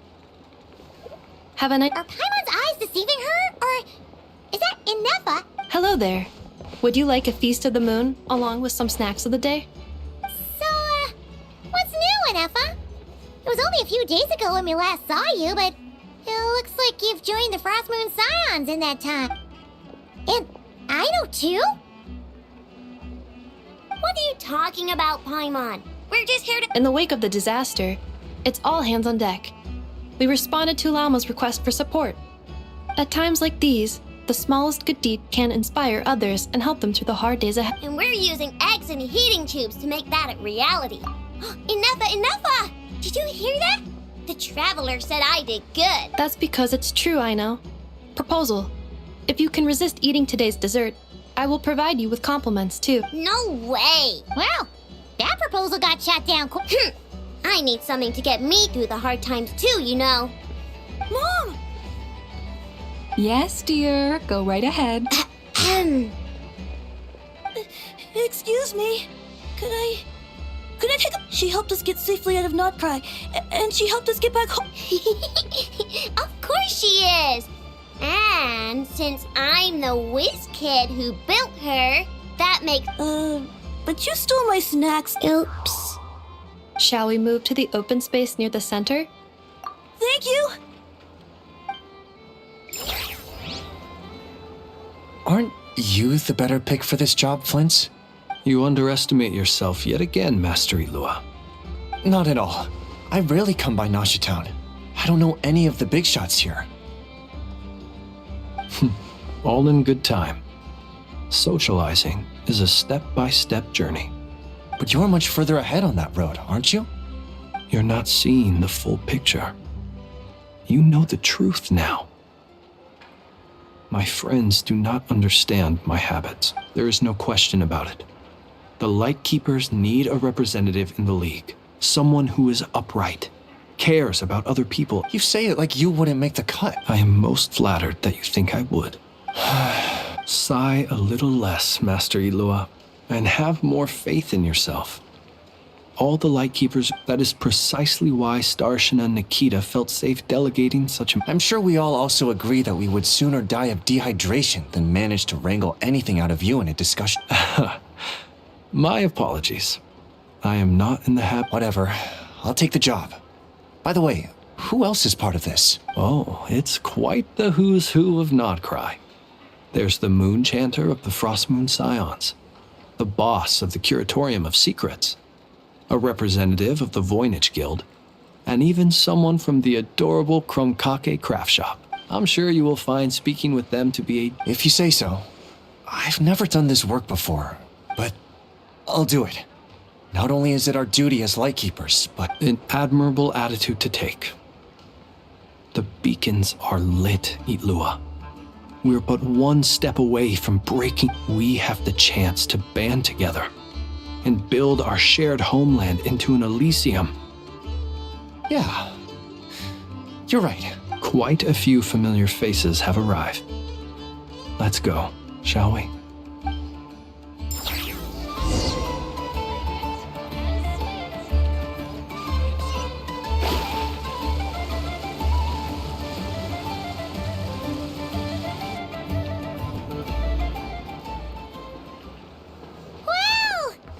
You seem well rested. I know no one's asked, but I'm sure you all want to know, so let me just, well, great, but not perfect. Starting to lose my mind from boredom. Can't drink a drop of alcohol while I'm waiting for my wounds to heal. I'm sure you had a sneaky swig or two. Wait, how'd you find out? I'm sure you must be missing Mondstadt after all these years away, Grand. Yeah, you could say that again. Every time I get news from Mondstadt, it makes me want to go back and see the place for myself. Honestly, once things are wrapped up here, I think it'll be time to head back home. Hey, looks like someone's taking the stage. Can everyone see okay? Anyone need a boost? I'll just listen from the back. It's fine. You're taking this pretty seriously. Well, it's not every day that I get the chance to see how people speak in a Soak it up like a sponge. I'll make sure you get a chance to practice for yourself later down the line. Actually, I know just the thing. You can debrief the Knights of Favonius. Mr. Varka, are you forgetting that I'm not... I can knight you. Any particular title you'd like? Is he joking? I really can't tell. You'll have to figure this one out for yourself. It'll be It is my honor to host the opening ceremony for the League, and to have this opportunity to speak to you all in my capacity as Voynich Guild representative. Could this person also have been pushed onto the big stage by the real big shots? We come here today, having weathered the trials and hardships of yesterday, and having learned from them the importance of unity and cooperation. All right, here we go. Uh-oh, looks like Aino's off in Dreamland already. Wait, Boss is looking kinda drowsy too. What's up with her? Come on, get this speech over with already. Nodcry is our home, the land we rely on for survival. And as we chart a course for the future, may we persevere through the storms ahead as we sail towards a new era of prosperity, freedom, and hope.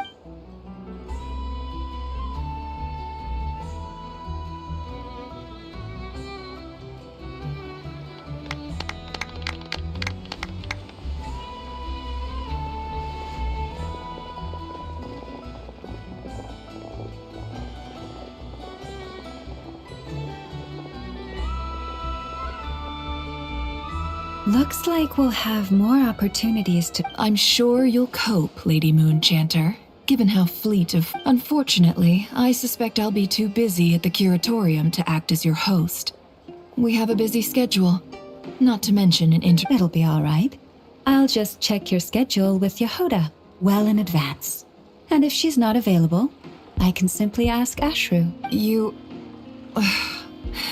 So giving my employees extra workload isn't enough for you? You're really going... I thought you'd approve.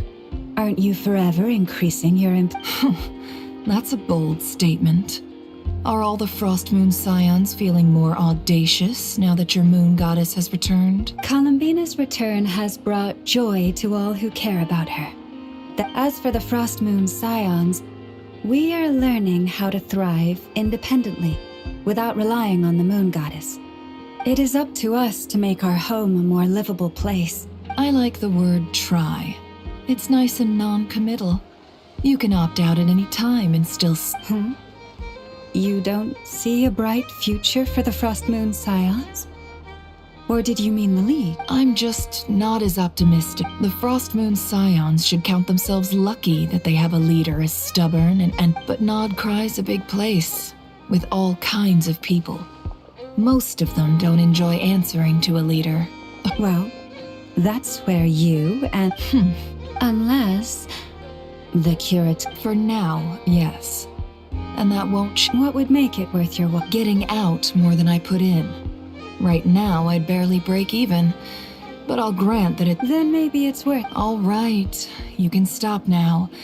Or do I have to join the Frost Moon Scions before you'll get off my back? You'd be very well... Hey, you two! Congrats on all your hard work! What are you chatting about? Nefer was trying to dissuade me from adding to her employees' workload. Also, she's considering joining the Frost Moons... Sorry, what? Your conversations are up. Would you two care to join me for some tea before heading to your next test?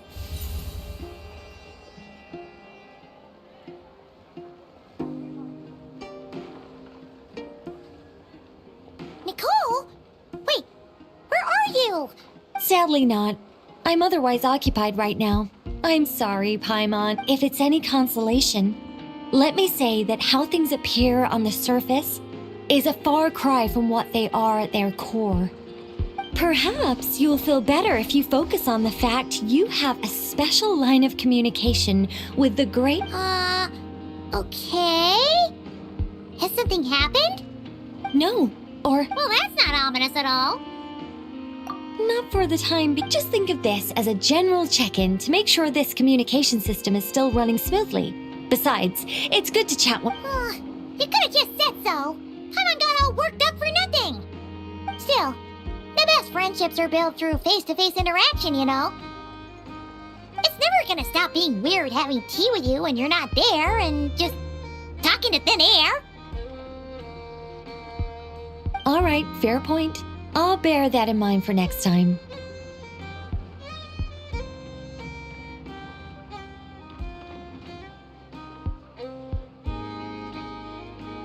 Yeah. Any update on that crisis at the world's borders? Alice just informed me that they had their work cut out for them, and now everyone's thoroughly exhausted. But they did finally get things back under control. Still, we can't let our guard down yet. The disruption caused by this disaster has made Tevat easier to detect from the outside universe. She plans to wait for things to stabilize, then reschedule her Mondstadt vacation. As for me, I agree with Hat Guy's perspective. This is a time when many new variables are emerging, and the situation is changing constantly. Plus, most of this change is for the worse. We have to remain vigilant and ensure that the embers... I did notice that the energy in Nodcry changed somewhat after the War of Funerary Flame, but since it was still aligned with the Light Realm, I never gave it a second thought. It looks like I'll have to examine the connections between phenomena I observe more closely in the future. Just doing my duty. It's more or less second nature by now. Of course, to give you the full picture, I'd have to start with the substance from which angels were formed. Never mind. Paimon's right. Showing off my knowledge would be much more satisfying in person. By the way, you did receive the gifts from the Hexen Circle, yes? I'm not trying. They're quite similar to the protective talisman that Alice gave Dory, but with some very special enhancements. Oh! So that's what kept our friends safe when Dotori trapped them. Indeed. We went to great lengths to make sure they were invisible to his I'm so happy they came in handy. Still, not fishing for gratitude, by the way. I just want you to be aware that sometimes your friends may be protecting you in ways you cannot perceive. Anyway, I'll contact you if anything else crops up. If not, you know what they say. Oh, my angelic instincts are tingling. You should head to the docks next. Your friends are about to board their ship home. This place looks perfect. The people here.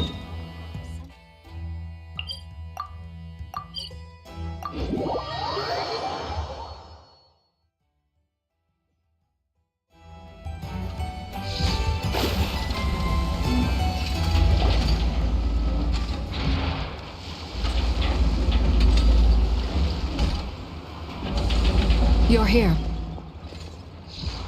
You're here too, Hat Guy! Are you heading back together? No, I'm bound for Sumeru, and she for Fontaine. We just happened to cross paths at the harbor. Everything seems fine. Sandrone may have an abominable temper, but she's always been very responsible with You always speak as if you know us inside out, Miss... Maybe I'm just a good judge of character. I certainly hope that's all there is to it. Regardless, you have been a significant help in this matter.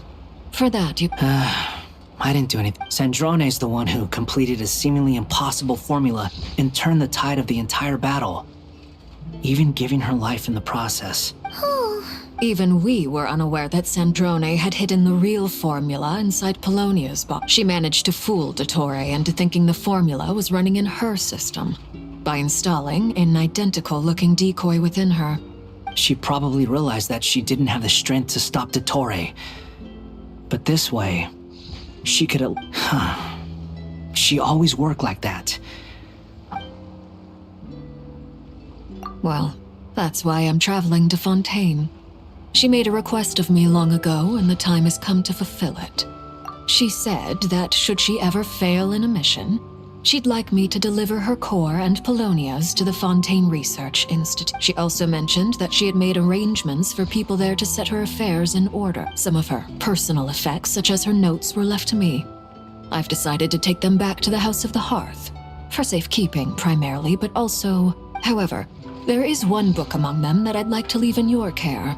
I'll have someone deliver it to your residence at the flagship. No, I was specifically warned not to. This is her last wish, and I will abide by it. I can only hope so, but none of us here can know for certain. I bade farewell to Columbina earlier today. As promised, she turned the iridescent moon's marrow over to me. She spent a long time with Sandrone's body. Sandrone's passing has left a great wound in all of... But Columbina surprised me. She offered me some words of comfort before I departed. Despite being grief-stricken herself, she showed an awareness of the feelings of others. She never used to act like this. Clearly, she has grown. And I suspect that we have you to thank for much of the change we are seeing in her. After these recent events, the Tsaritsa has revoked the Pale Star Edict. Snezhnaya now realizes that the arrest warrant for Columbina was just a ploy by Dottore, who coveted her power. I shall return to Nodcry to see her as soon as I find the time. I hope that from now on, she too will explore more of Columbina Hyposelenia's journey My ship is here. Traveler, Paimon, We shall meet again. You too, Hat Guy. What are you still bumming around for? Isn't Columbine? I thought today was the day you'd agreed with her to go find out the truth about your sibling. You're afraid you won't like the truth when you see it. Well, this is new. I was starting to think that nothing could scare you. Don't say that! Wouldn't you be if you were in this situation? Fair point. But I'd say I have more experience facing up to unpleasant truths than the Traveler. They say blood's thicker than water. I know how much you need your family back. No matter what the truth turns out to be, they will stick by you and support you, whatever decision you make. Finding the truth is important. But more important still is what you choose to. At least, that's the life lesson I've learned from my experience. What? Now that Dottoro's dead and gone? A little, I guess. But it hasn't solved everything. Maybe I regret not getting to end his life with my own hands. Or maybe it's something else. But for whatever reason, I still feel like I have a chip on my shoulder. Either way, I'm going back to Sumeru. Lesser Lord Kusanali is gonna need help dealing with all the chaos Dottori left in his wake. You should continue with your journey, as you've always done. Who knows? Maybe we'll meet again someplace else. So, what should we do now?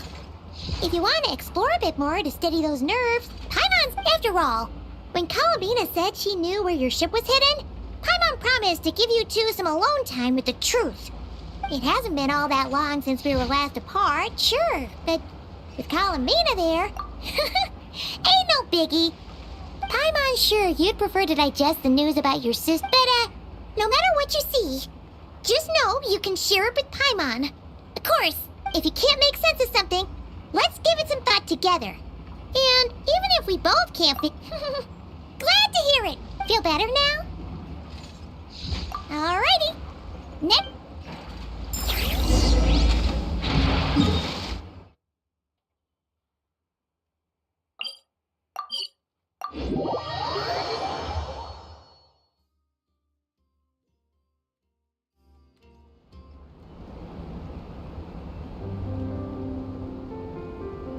Columbina, we're here! Can't quite believe we're meeting out here. We've gotten used to walking over to Silver Moon Hall whenever we go see... Well, you're still welcome to go there whenever you want to see me. It's just, now that it's all over, I've decided to make some changes. The older generation are still timid around me. They don't dare get too close, and they bow their heads when I walk by. But things are much better with the children. I see more curiosity in their eyes. Hopefully, by the time the next Moon Prayer Night comes around, I can enjoy the festival with them as myself, without having to pretend that I'm only dressed up as the moon. You'll do fine, Columbina. Paimon's sure they'll realize you're super nice once they get to know... You really think so? When we first met, you thought I was a bit... We were just starting out then, come on! I'm only teasing. I know that I have you to thank for pulling me back down to solid ground. It feels good to finally stand firm on the earth where I was born. Oh, that's great!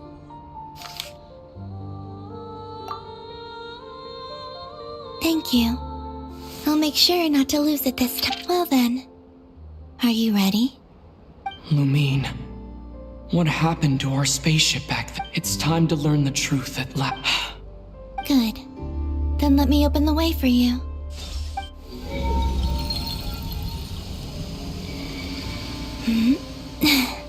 Where does this lead? To our shared destination. Huh? Do you remember me telling you about my missing prologue back when we just met? I said that, but while I was inside the moon's reflection, I realized that my prologue was really hidden in the future. The story of the time before I was born was in fact the story of my distant future.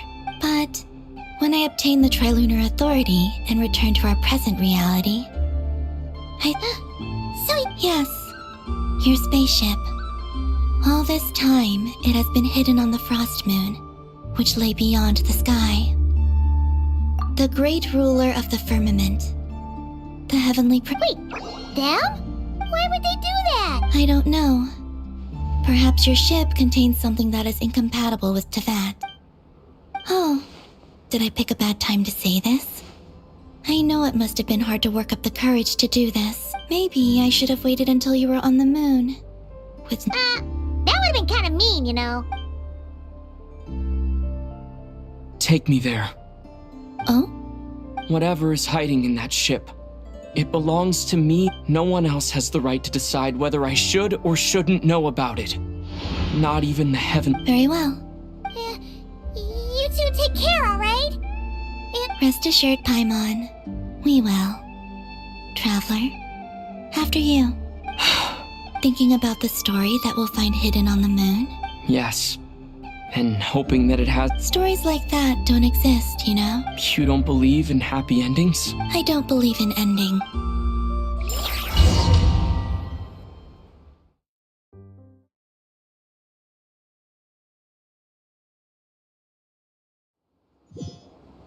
Where am I? This is the pathway I built between Tevat and the frost moon. The moon is very far away from us, so it could be a long journey.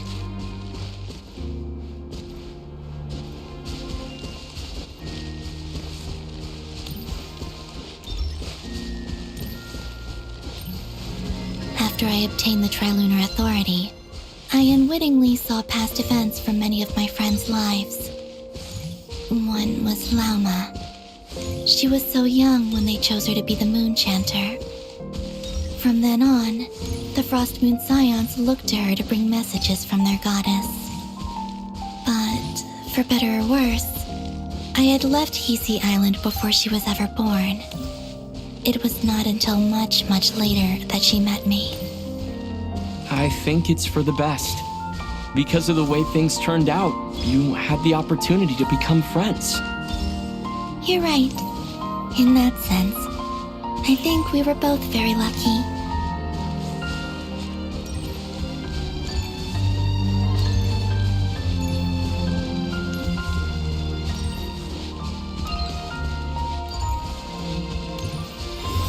Oh, and about that mage, Nicole. I only recently learned that she has lived in Tevat since the time of the Three Moon Sisters. The Moon Goddesses always had a good relationship with the angels. I suppose our friendship continues that tradition.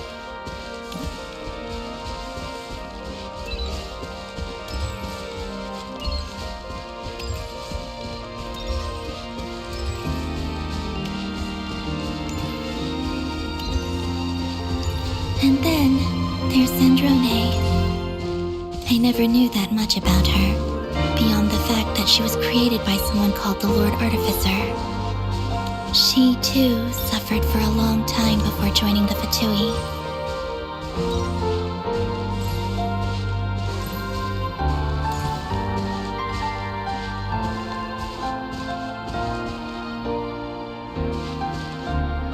How I wish I could talk to her again. Even if only to hear her say nasty things to me.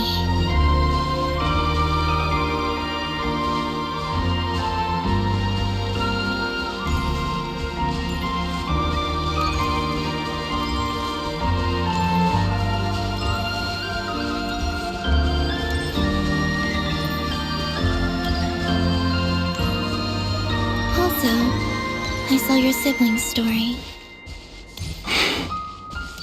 I'm afraid I didn't see much.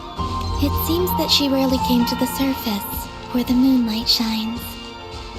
But I did notice that back when you first set out on your journey, she would often appear nearby, gazing at you from afar with a guilty look in her eyes. Lumine. Let us speak no more of the past. I probably shouldn't reveal so much about my friends. It's not my place. Let the moonlight carry us forth. We are very close now.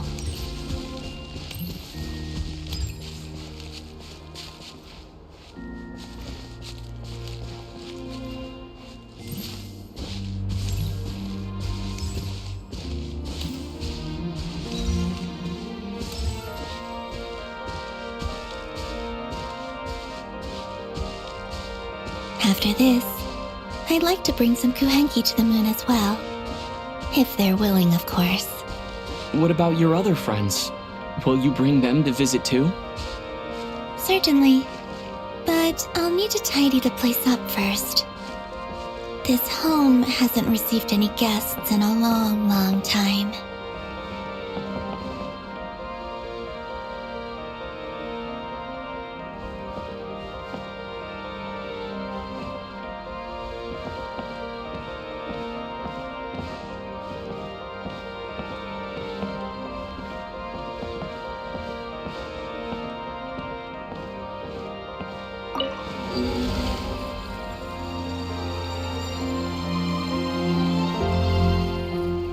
I remember writing something similar with you on Moon Prayer Night. I believe it was called... Dodoko's Whirligig. Yes, that was it. You asked me if I was afraid to return to the moon, and I said that I was. The idea that I had gained something precious, only to lose it so quickly. That frightened me. But I'm not afraid anymore. Besides, this time, we're traveling together.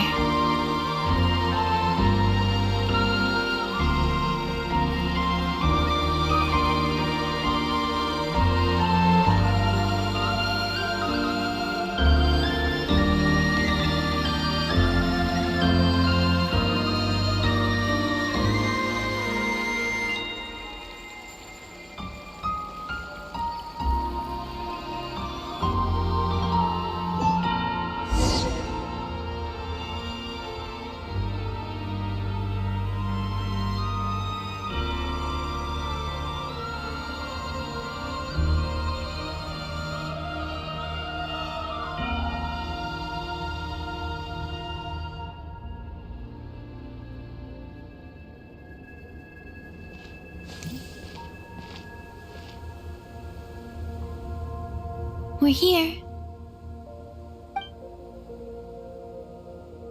Over there.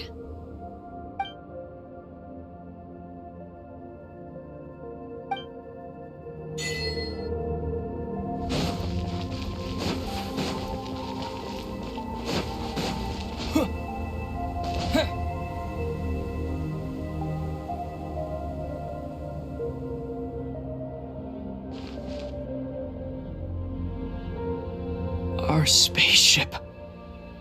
It's huge. I suppose that the moon is the only place one could hide it. It'll be all right. Huh?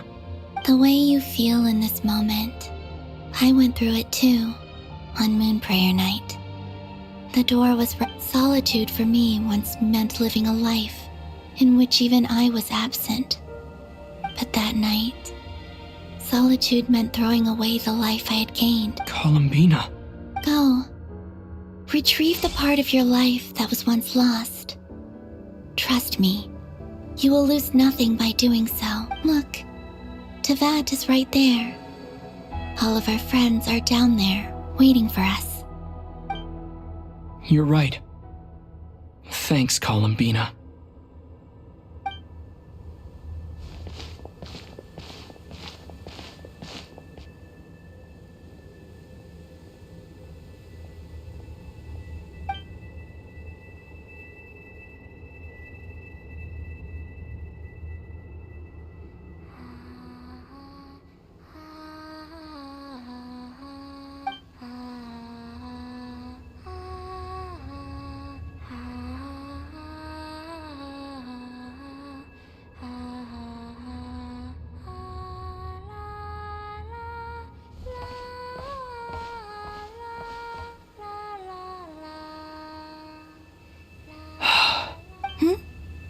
Finished? Yeah. Why did you take your eye mask off? Well, since my return, I've decided to take more opportunities to see the world with my own eyes. Besides, I've always wondered how Teyvat looks from the moon. And what do you think? It's beautiful. I could spend a whole day here just gazing at it. What about you? What do you think of the truth you found? I haven't looked at another person's expression in a long time, but I think yours is saying it was neither good nor bad. Keep this up, and it won't be long before you give Nephra a run for her money. Oh, I don't think that's going to happen. I'm much more used to sensing what's going on around me with Kuvaki. I think I'll save my eyes for... I read the spaceship's flight logs. I always assumed that this was my first time in Tevat. I thought that Lumine and I must have been hibernating in space for centuries, but the logs show that our spaceship flew over the skies of Tevat once before. A long, long time ago. Flew over? So you didn't land? No, the ship barely came to a stop before flying on again. After that, it continued traveling through space for a long time. Some of the data is corrupted, but I suspect that it kept flying for thousands of years. It was only after that that the ship made a forced landing in Nodcry. When Lumine found me, she came from outside the ship. Could this mean that she left the ship long before I did? Maybe even... Are you alright? Yes, I can feel that the truth is coming together. I remember Lumine telling me that when she first arrived in Conria, she could not recall the past, so this might be something that even she doesn't know. Here, I made some space for you. Your mind must be racing, and this seems like the perfect place to relax and clear your head. Oh, wait, there's one more thing. What is it? Wait here a moment.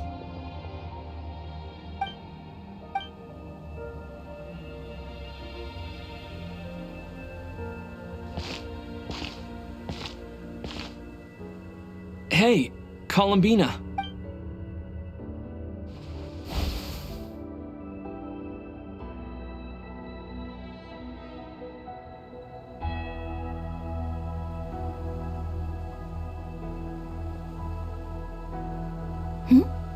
Is that a new outfit? An old one, technically. It's been in a cabinet inside the ship this whole time. It's a matching pair with Lumine's. She always liked this set more. I don't think there's a huge difference. Really? Yes, it's still the same you. You're the same person, no matter what clothes you wear. Only Columbina. Traveler, do you consider Tevat your home? Home is wherever Lumine is. But then after all the time I've spent here, yes. Would you change your answer if Tevat changed appearance? I mean, if the truth about Tevat turned out to be different than what you thought. I don't know. But I don't think so. The truth is not what matters most to me about Tevat. When I was first born, I longed for a home. And when you get something before you're mature enough to understand them, I thought that a home was a transaction. You give me what I want, and I'll do the same for you. But you and your friends taught me what a true home should look like. You never asked for anything, yet you gave so generously to me. That's because your friendship matters to us. It was worth it. In the past, I thought that my birth in Nodcry must have been a mistake. But after journeying to the distant past where the story began, I realized that it was I who chose Nodcry to be my future home. Now, I am glad that I made that choice. I'm sure your friends are just as glad. In fact, I intend to make the same choice today as I did back then. What do you mean? Well, I've given the Eternal Moon's Marrow to Lauma, and the Iridescent Moon's Marrow, and now I shall return my Kuvaki to Nodcry again, that it may continue to protect my chosen home. Wait, but what about... I won't. Not this time. The Frost Moon has now entered the fall sky, and I am the Tri-Lune Goddess. I am only returning to Nodcry the part of me that it needs. I am giving what I can, because my home is worth it. Oh, and I have something for you, too. For me? Yes. Come closer.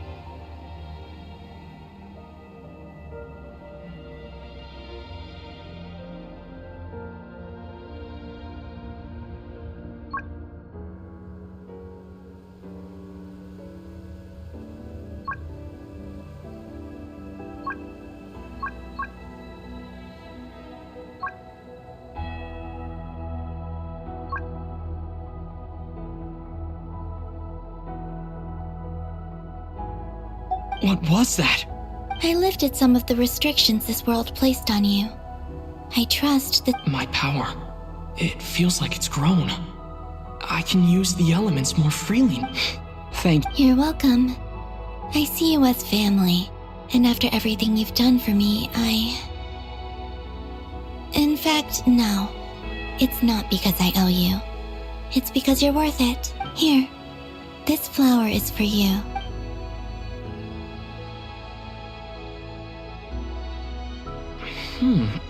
Isn't this a moon prayer blossom? Yes. Don't worry. You will never see these flowers lose their color again. I'm finally discovering the joy of giving. Hey, better late than never. What are you thinking about now? Why don't you take a guess? You get one shot. I don't think I'll get it in one guess. But I'm sure it's a happy thought. That's kind of a sneaky answer. I can't say you got it wrong. Down into that, the moon seems so far away. I felt it might always lie beyond my reach. But on the moon, everything feels so... The haze that once enshrouded the skies has finally been dispersed. I feel like a traveler on a winter's night, starting a new chapter in my tale by the warmth of I don't have a lot of luggage, but I do have a lot of hope for the future. Next, to start with, I want to stay here just a little longer. After that, let's return home and continue our journey.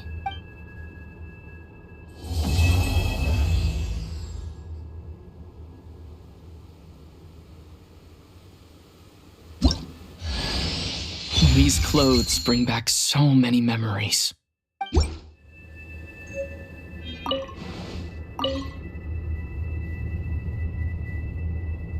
The journey goes on. For you, like I said, this is not the end. Oh, is that your next destination?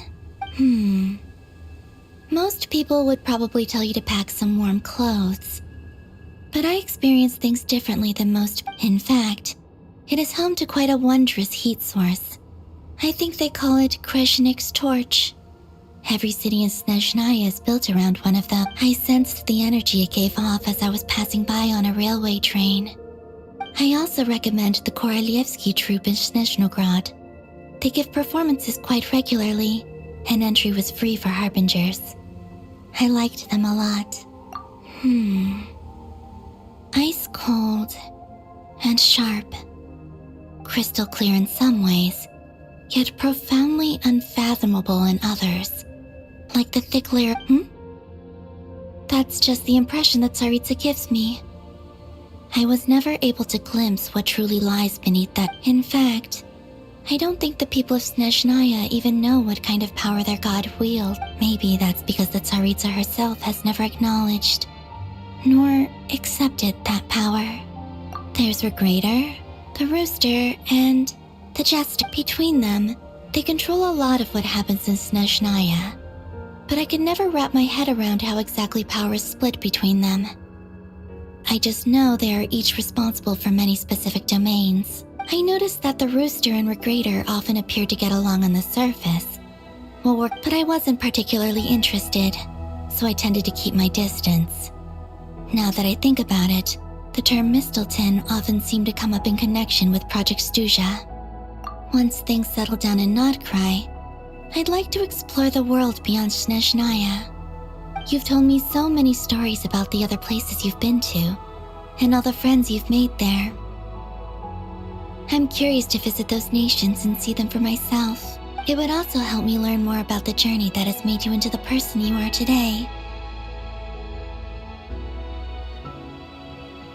Okay. As you continue on your journey, don't forget to gaze up at the moon once in a while. It is, after all, no longer an illusion. It shall cast down its true moonlight.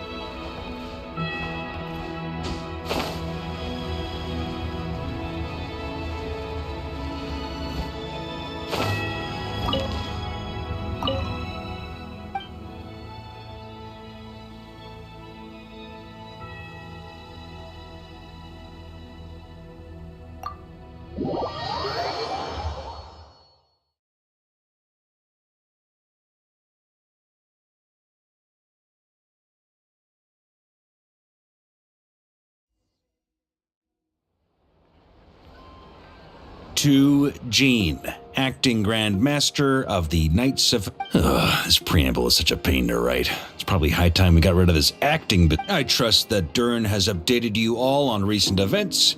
The good news is, we managed to come together and put a stop to the Doctor's evil schemes.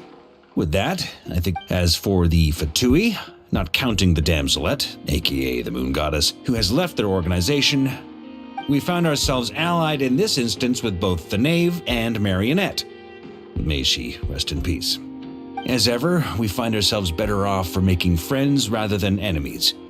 But until we can ascertain the Tsaritsa's true intentions in a short while... Wait, how am I meant to surprise everyone if I tell them in a letter that I'm heading home? Okay, I will begin sending the expeditionary team back home in waves. I'm sure they'll be... I hope they won't gloss over the details of my many heroic deeds. But if they do, I'm sure it'll be because they're just too exhausted from the long journey. I think of Mondstadt daily. Please give everyone my best. P.S. The honorary knight went above and beyond this time. Are there any other honors we can give him? I'll leave it with P.P.S. Please be extra nice to Klee for the foreseeable future. I cashed in on the last favor that the Hexen Circle owed us, so we need to earn some more goodwill. If there's any serious problems, feel free to stick me in solitary confinement when I get back. I'll do the time for her. Whew. And that, as they say, is all she wrote. And with the moon shining down brighter than ever, I think everyone is going to sleep well tonight.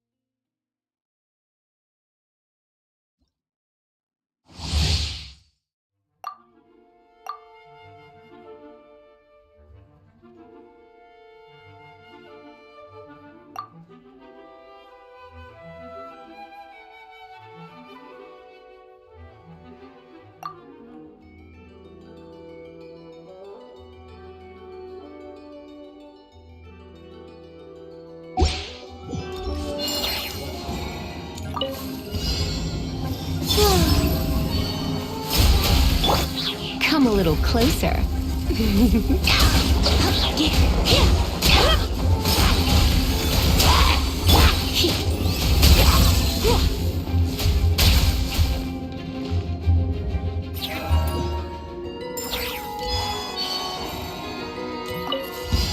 Better hold back this Change time. of plan. Defensive mode.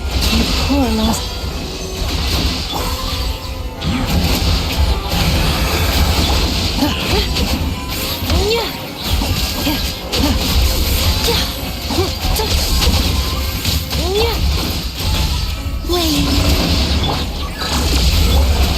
Leave this.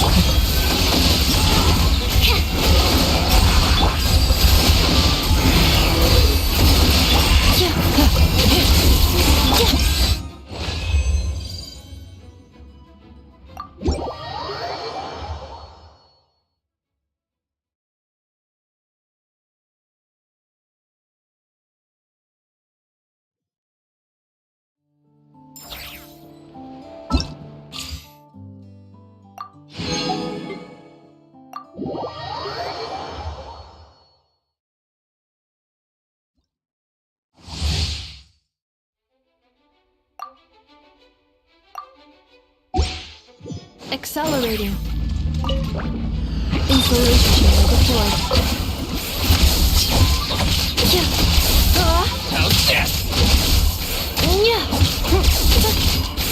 To the ferry.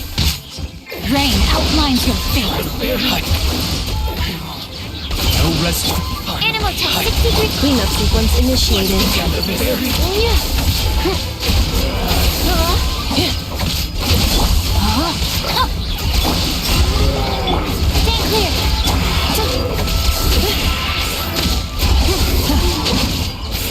Ultimatum protocol.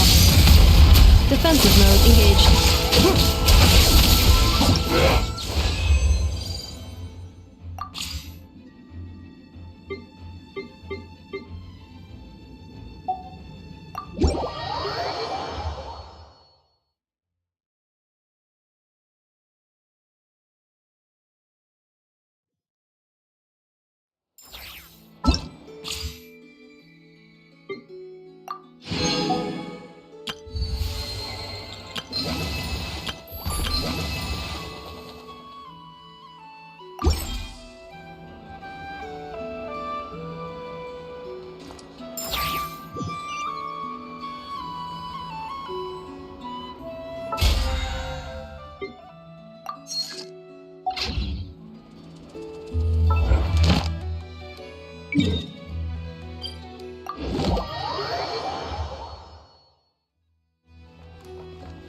Ad Astra Abbott.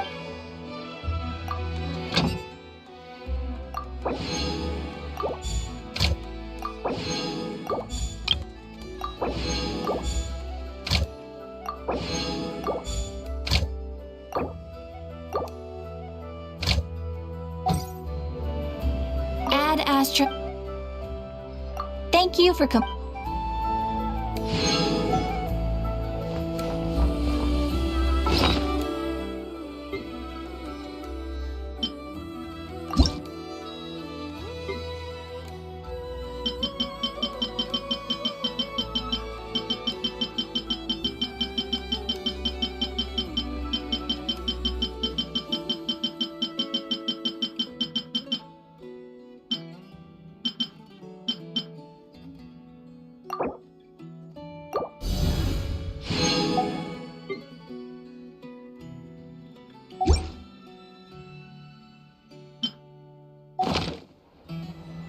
Astrologers must rid them.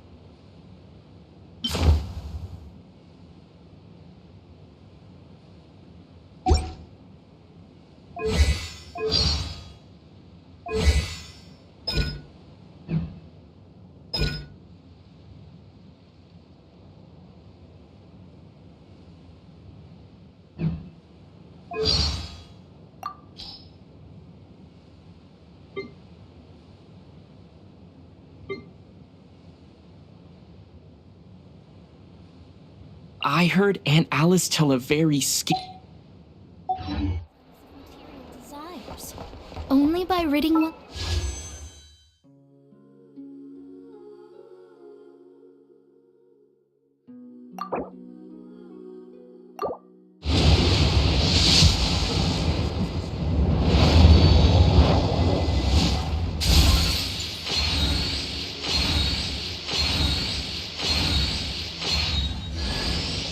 Hey there, Ami.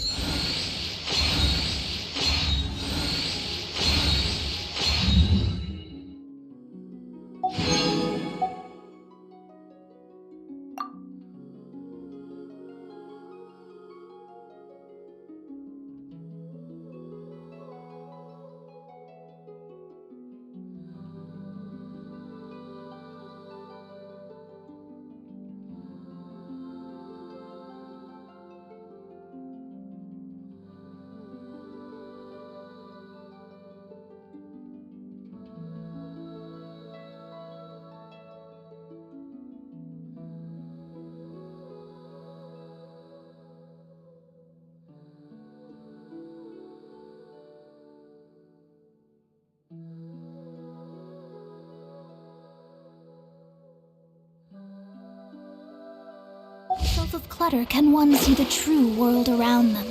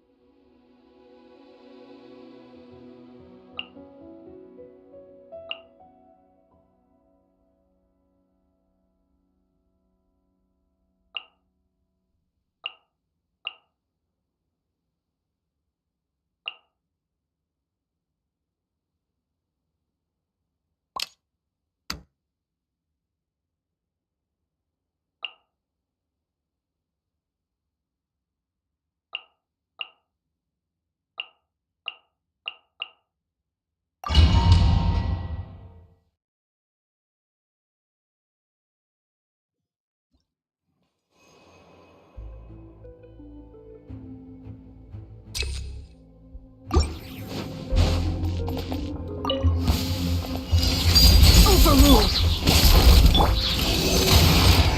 Rain outlines your fate.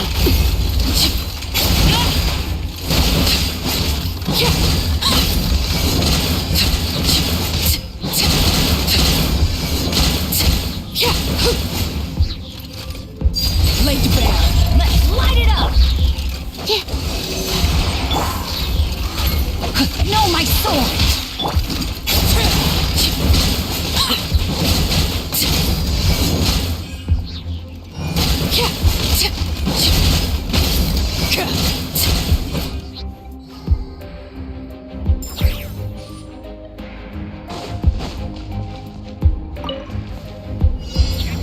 me scry.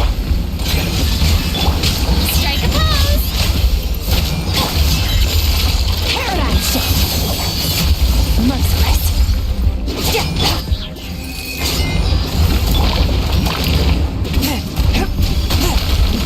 One with my blade. Fearless.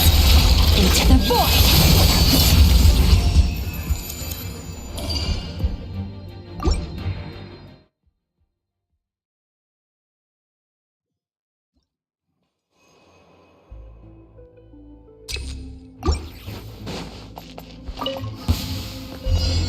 Transfix. Animal test 63 of... Yeah.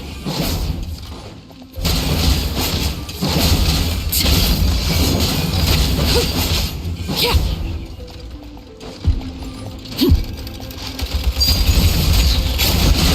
Witness my rise.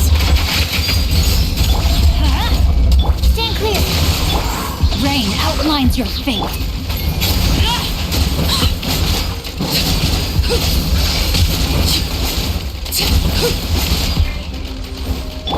Let's light it up! Animal test 6308. Don't break my glasses.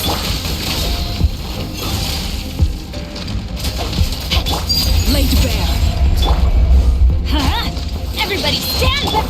Swirl, Mark 2. Let me weave you a verse. My turn.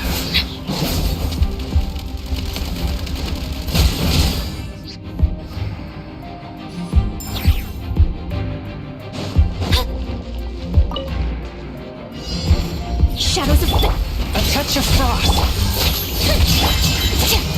Fearless. Paradigm shift.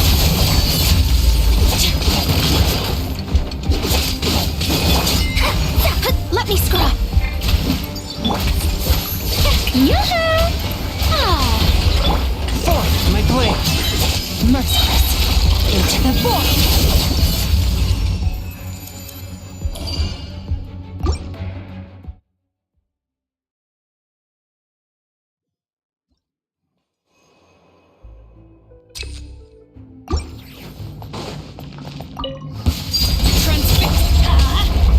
Stand clear.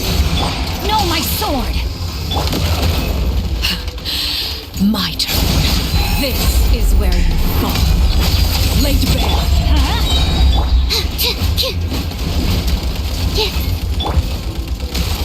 Rain outlines your fate.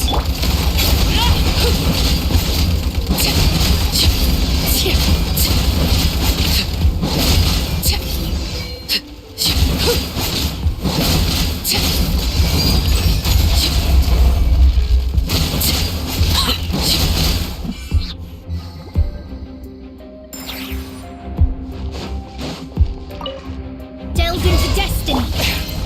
One with my blade. Strike a pose! Merciless. And never star goes out!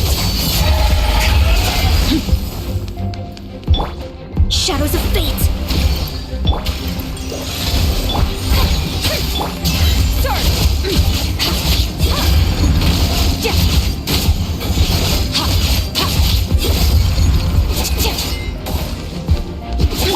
Delve into destiny. Stop that! Paradigm shift!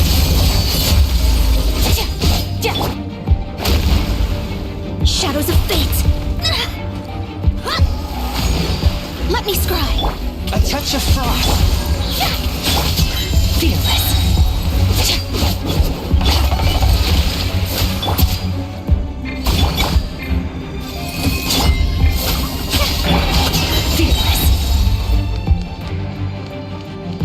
One with my blade. From whence you came. Fate is upon you. Let the world collide! And never star goes out!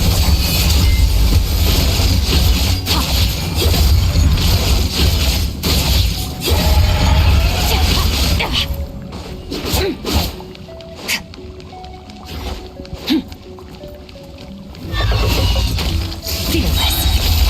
Paradigm shift.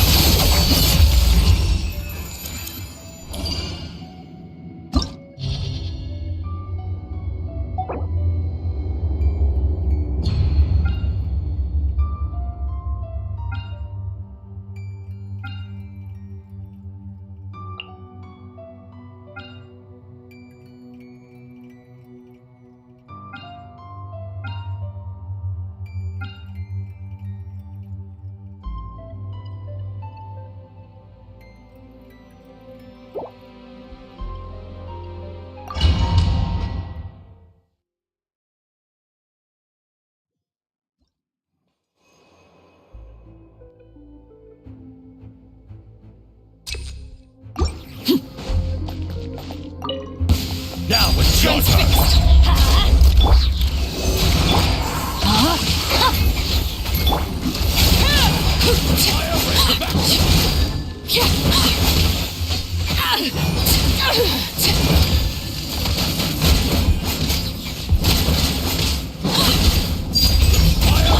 Let's light it up! Absorption. I let my guard down. No, my.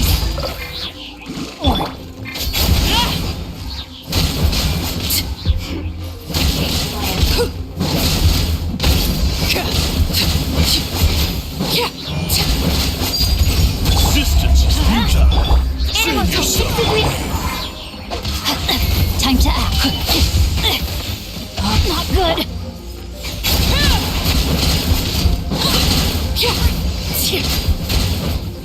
Rain outlines your fate.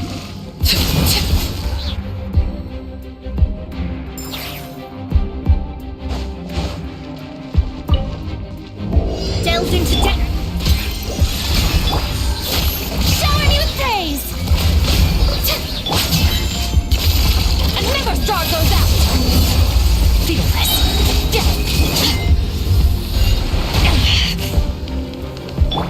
Let me scribe. Forth, my blade. Paradigm shift.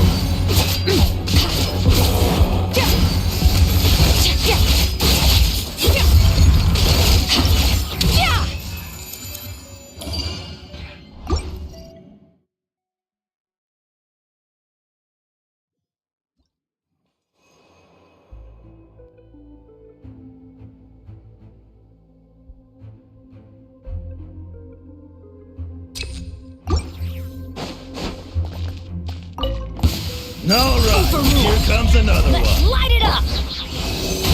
Body and mind.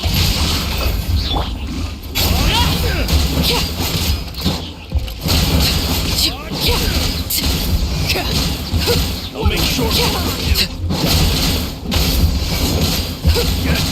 Transfixed. Absorption test. No, my sword. Run while you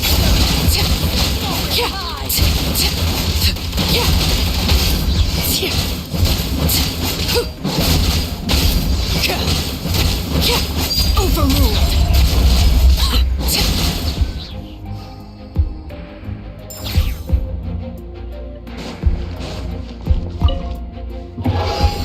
Shadows of A touch of frost. strike a pose. Another star goes out. Let me scribe. One with my blade. Merciless. Into the void.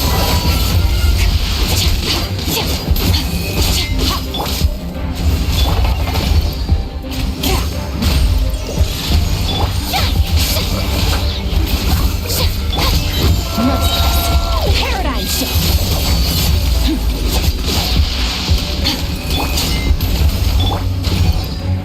Spirit blade.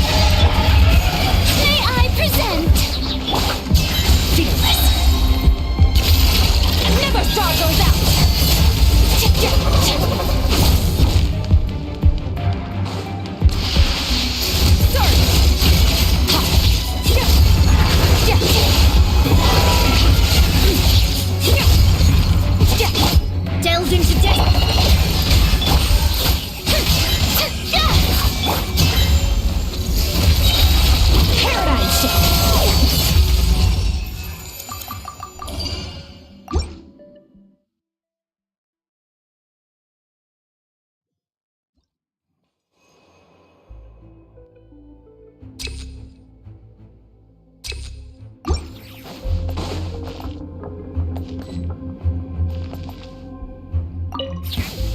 got ourselves a transfixed.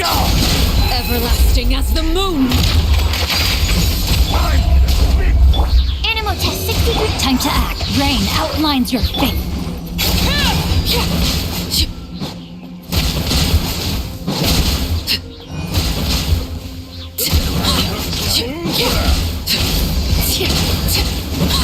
Laid bare. Stand clear. Enhanced animal mod. Witness the power.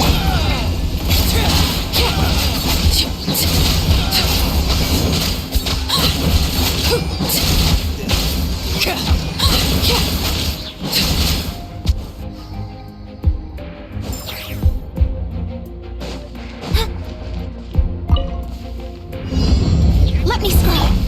A touch of frost. Shower me with praise. Merciless. Another star goes out.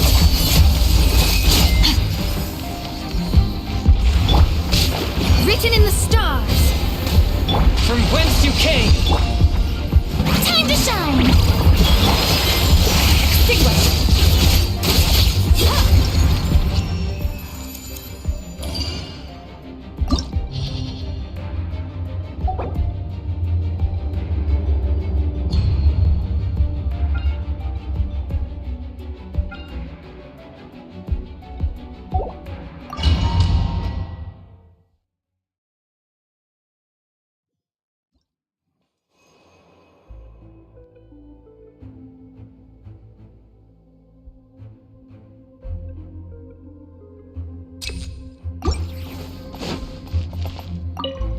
Your journey ends here, Lord of Sand.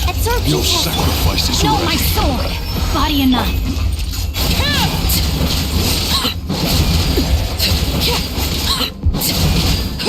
I'm going in. Pound it to the ground! Animal test 60.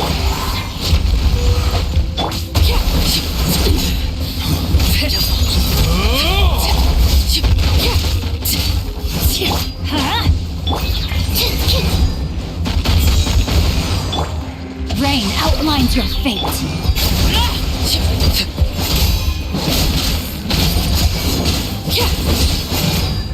Let me weave you a book.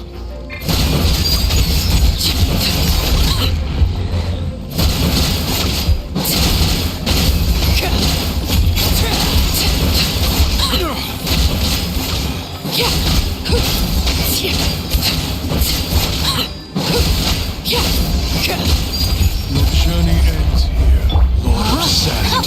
Your sacrifice is ready.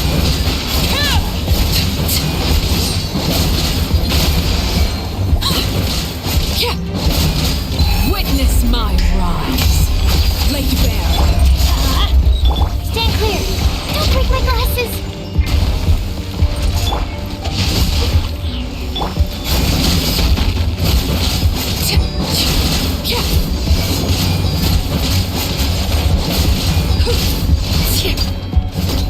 Overrule. Let's light it up. Everybody stand back.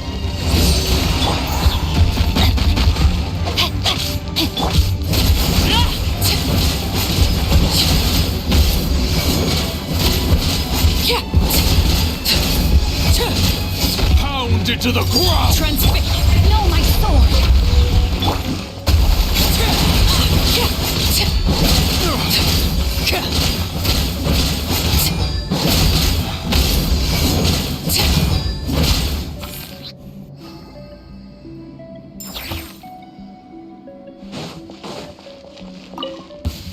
Delved into destiny.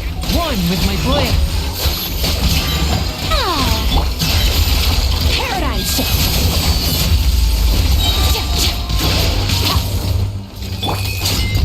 Shadows of Forth, my blade. into the void. Merciless. Delved into destiny. Swift and merciful. Paradigm shift.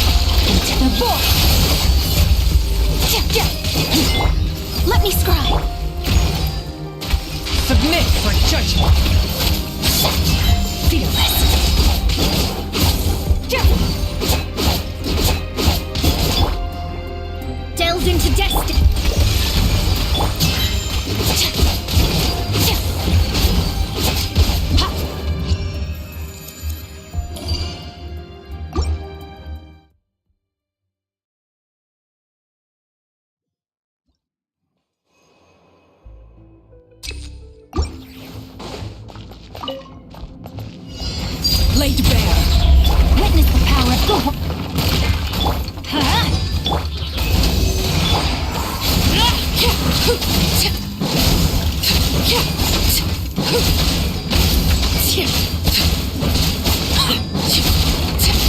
Overruled.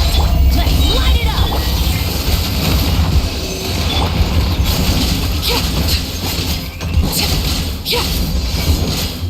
This is where you fall. Laid bare.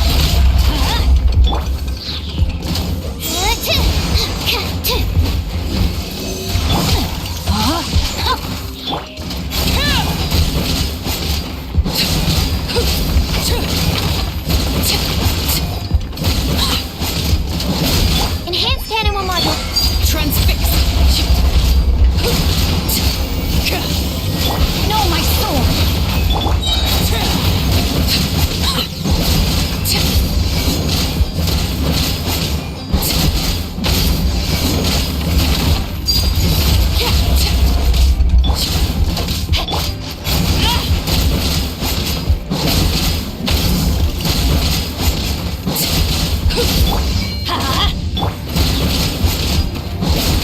Laid bare.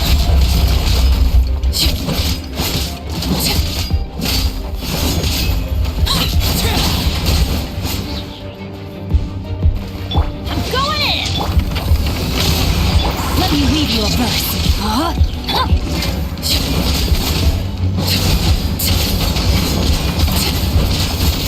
Overruled.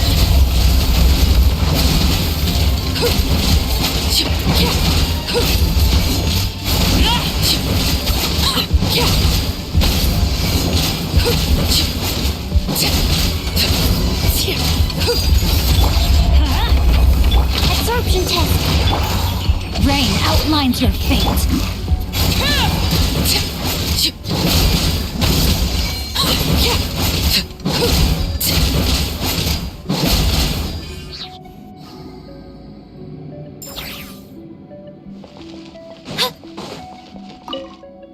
Shadows of fate. One with my blade. Strike a pose! Another star goes out.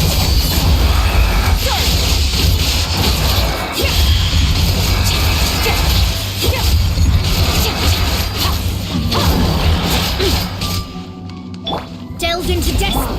Forth my blade. Merciless. Into the void.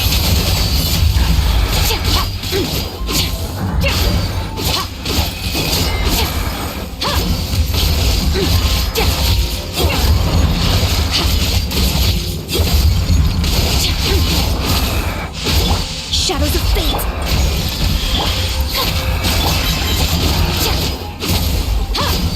Fearless. Paradigm shift. Delves into destiny.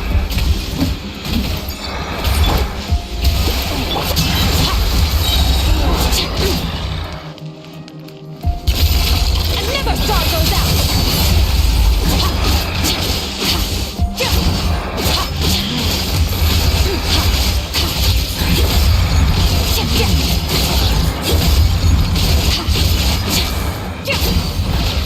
Decided by destiny. Shadows of fate. Let the world collide. From whence you came. Extinguish.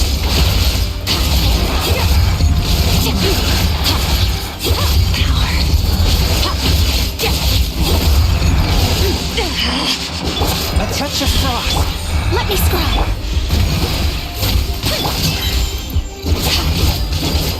Merciless. Paradigm shift.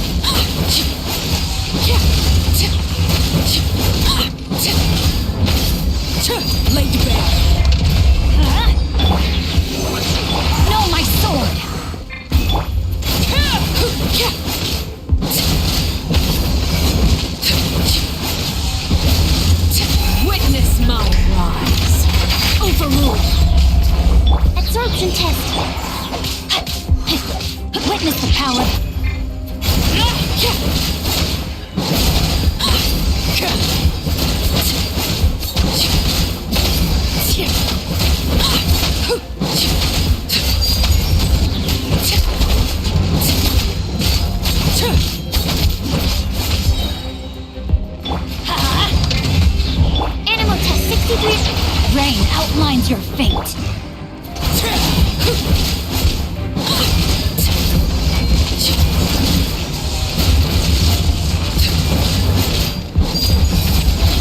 Everybody stand back! Absorption test.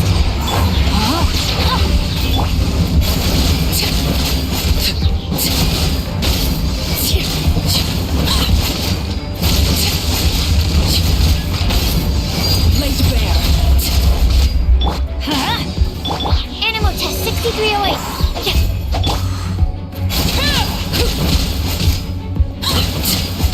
Let me weave you a verse. Swirl, Mark 2.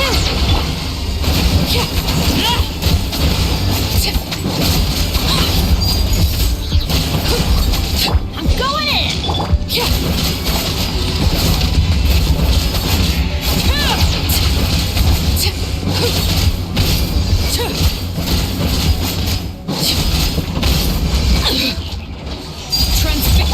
Let's light it up! Absorption test. Rain outlines your fate.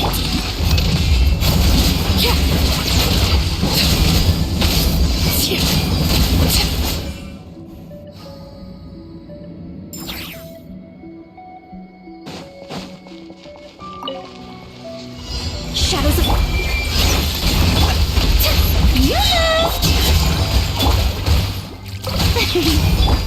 Merciless. Another star goes out! Spirit blade. Delves into death. Force my blade. Merciless. Paradigm shift.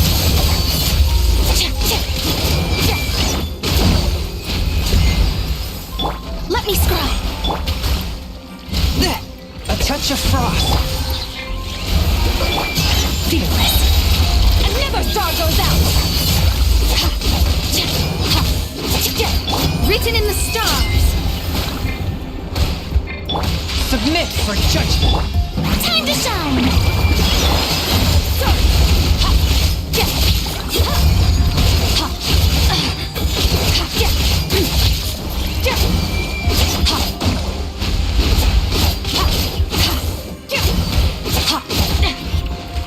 Merciless. Into the void. Delves into death. One with my blade.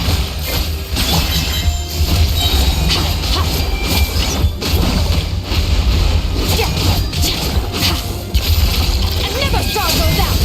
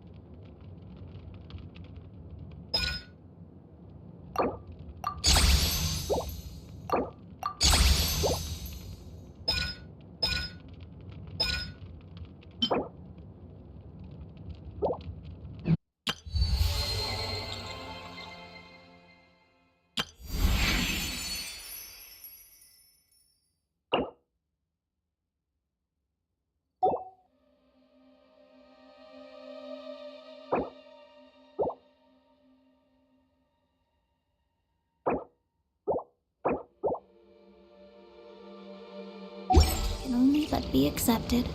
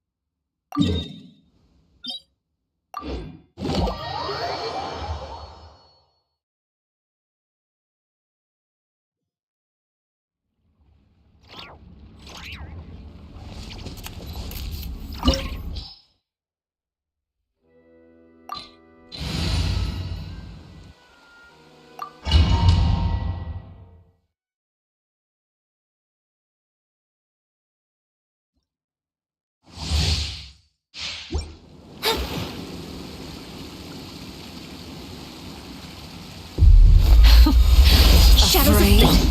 Or do you not even have the courage to be afraid? Fearless.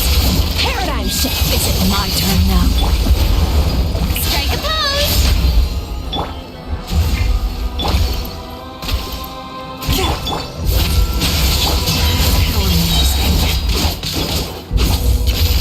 Into the void. Closer now. Swift and merciful.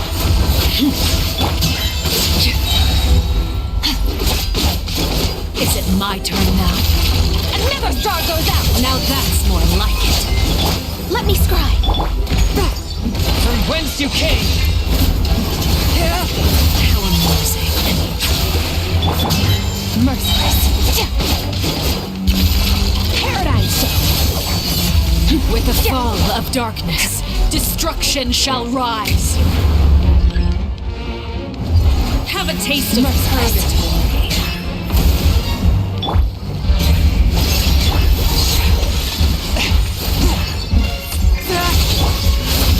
The show begins! Merciless. Into the void. Is it my turn now?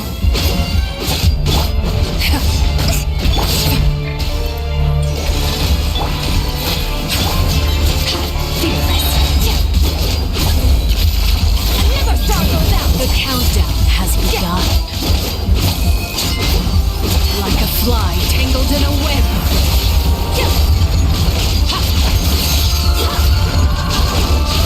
The stars. Who's next?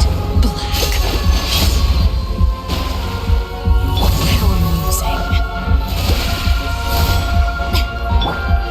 Have a taste of purgatory. Merciless. Forth, my blade! Look at you. Trapped like a bunch of helpless ants. Not bad. You've proven to be a worthy opponent after all. A touch of frost. Merciless. Never star goes out!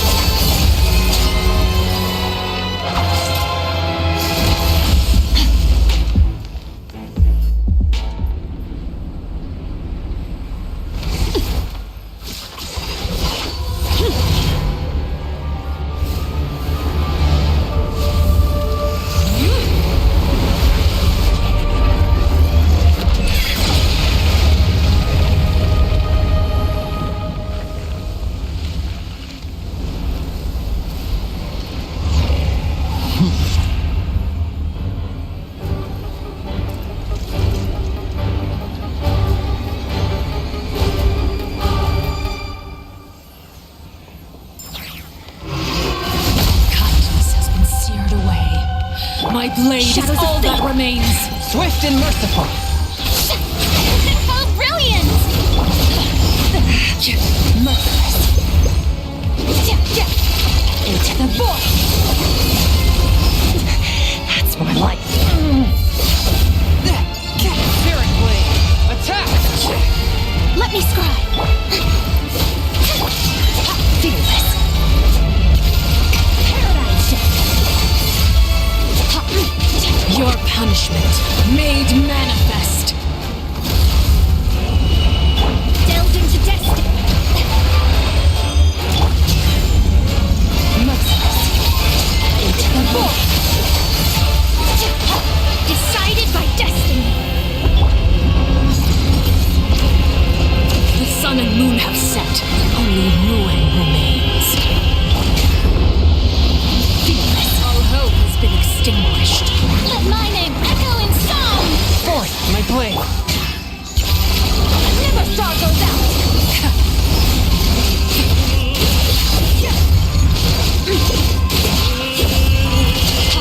Sometimes only the beginning. From whence you came. Let me scribe. That's it. May I? Merciless. Into the void. Let's see how strong your resolve truly is. Am I still? Who's next?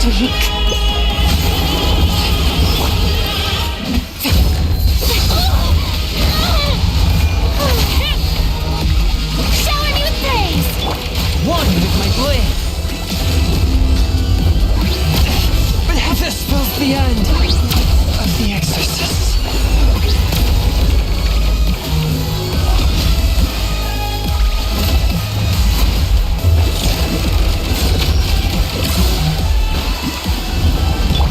Strike a pose.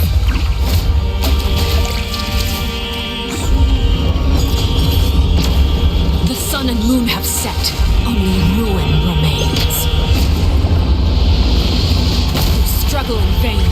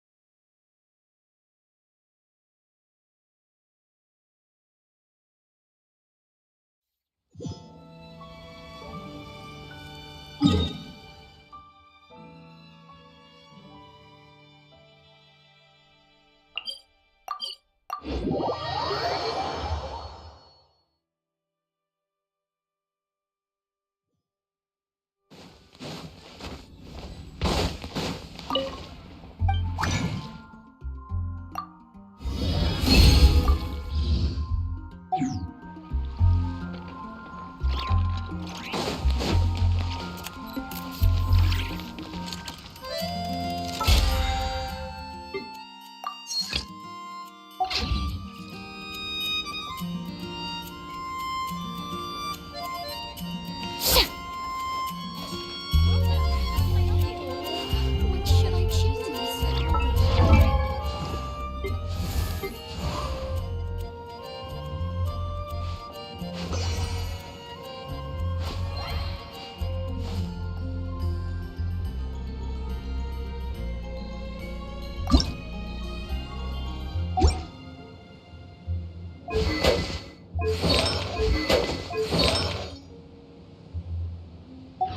Haven't you heard?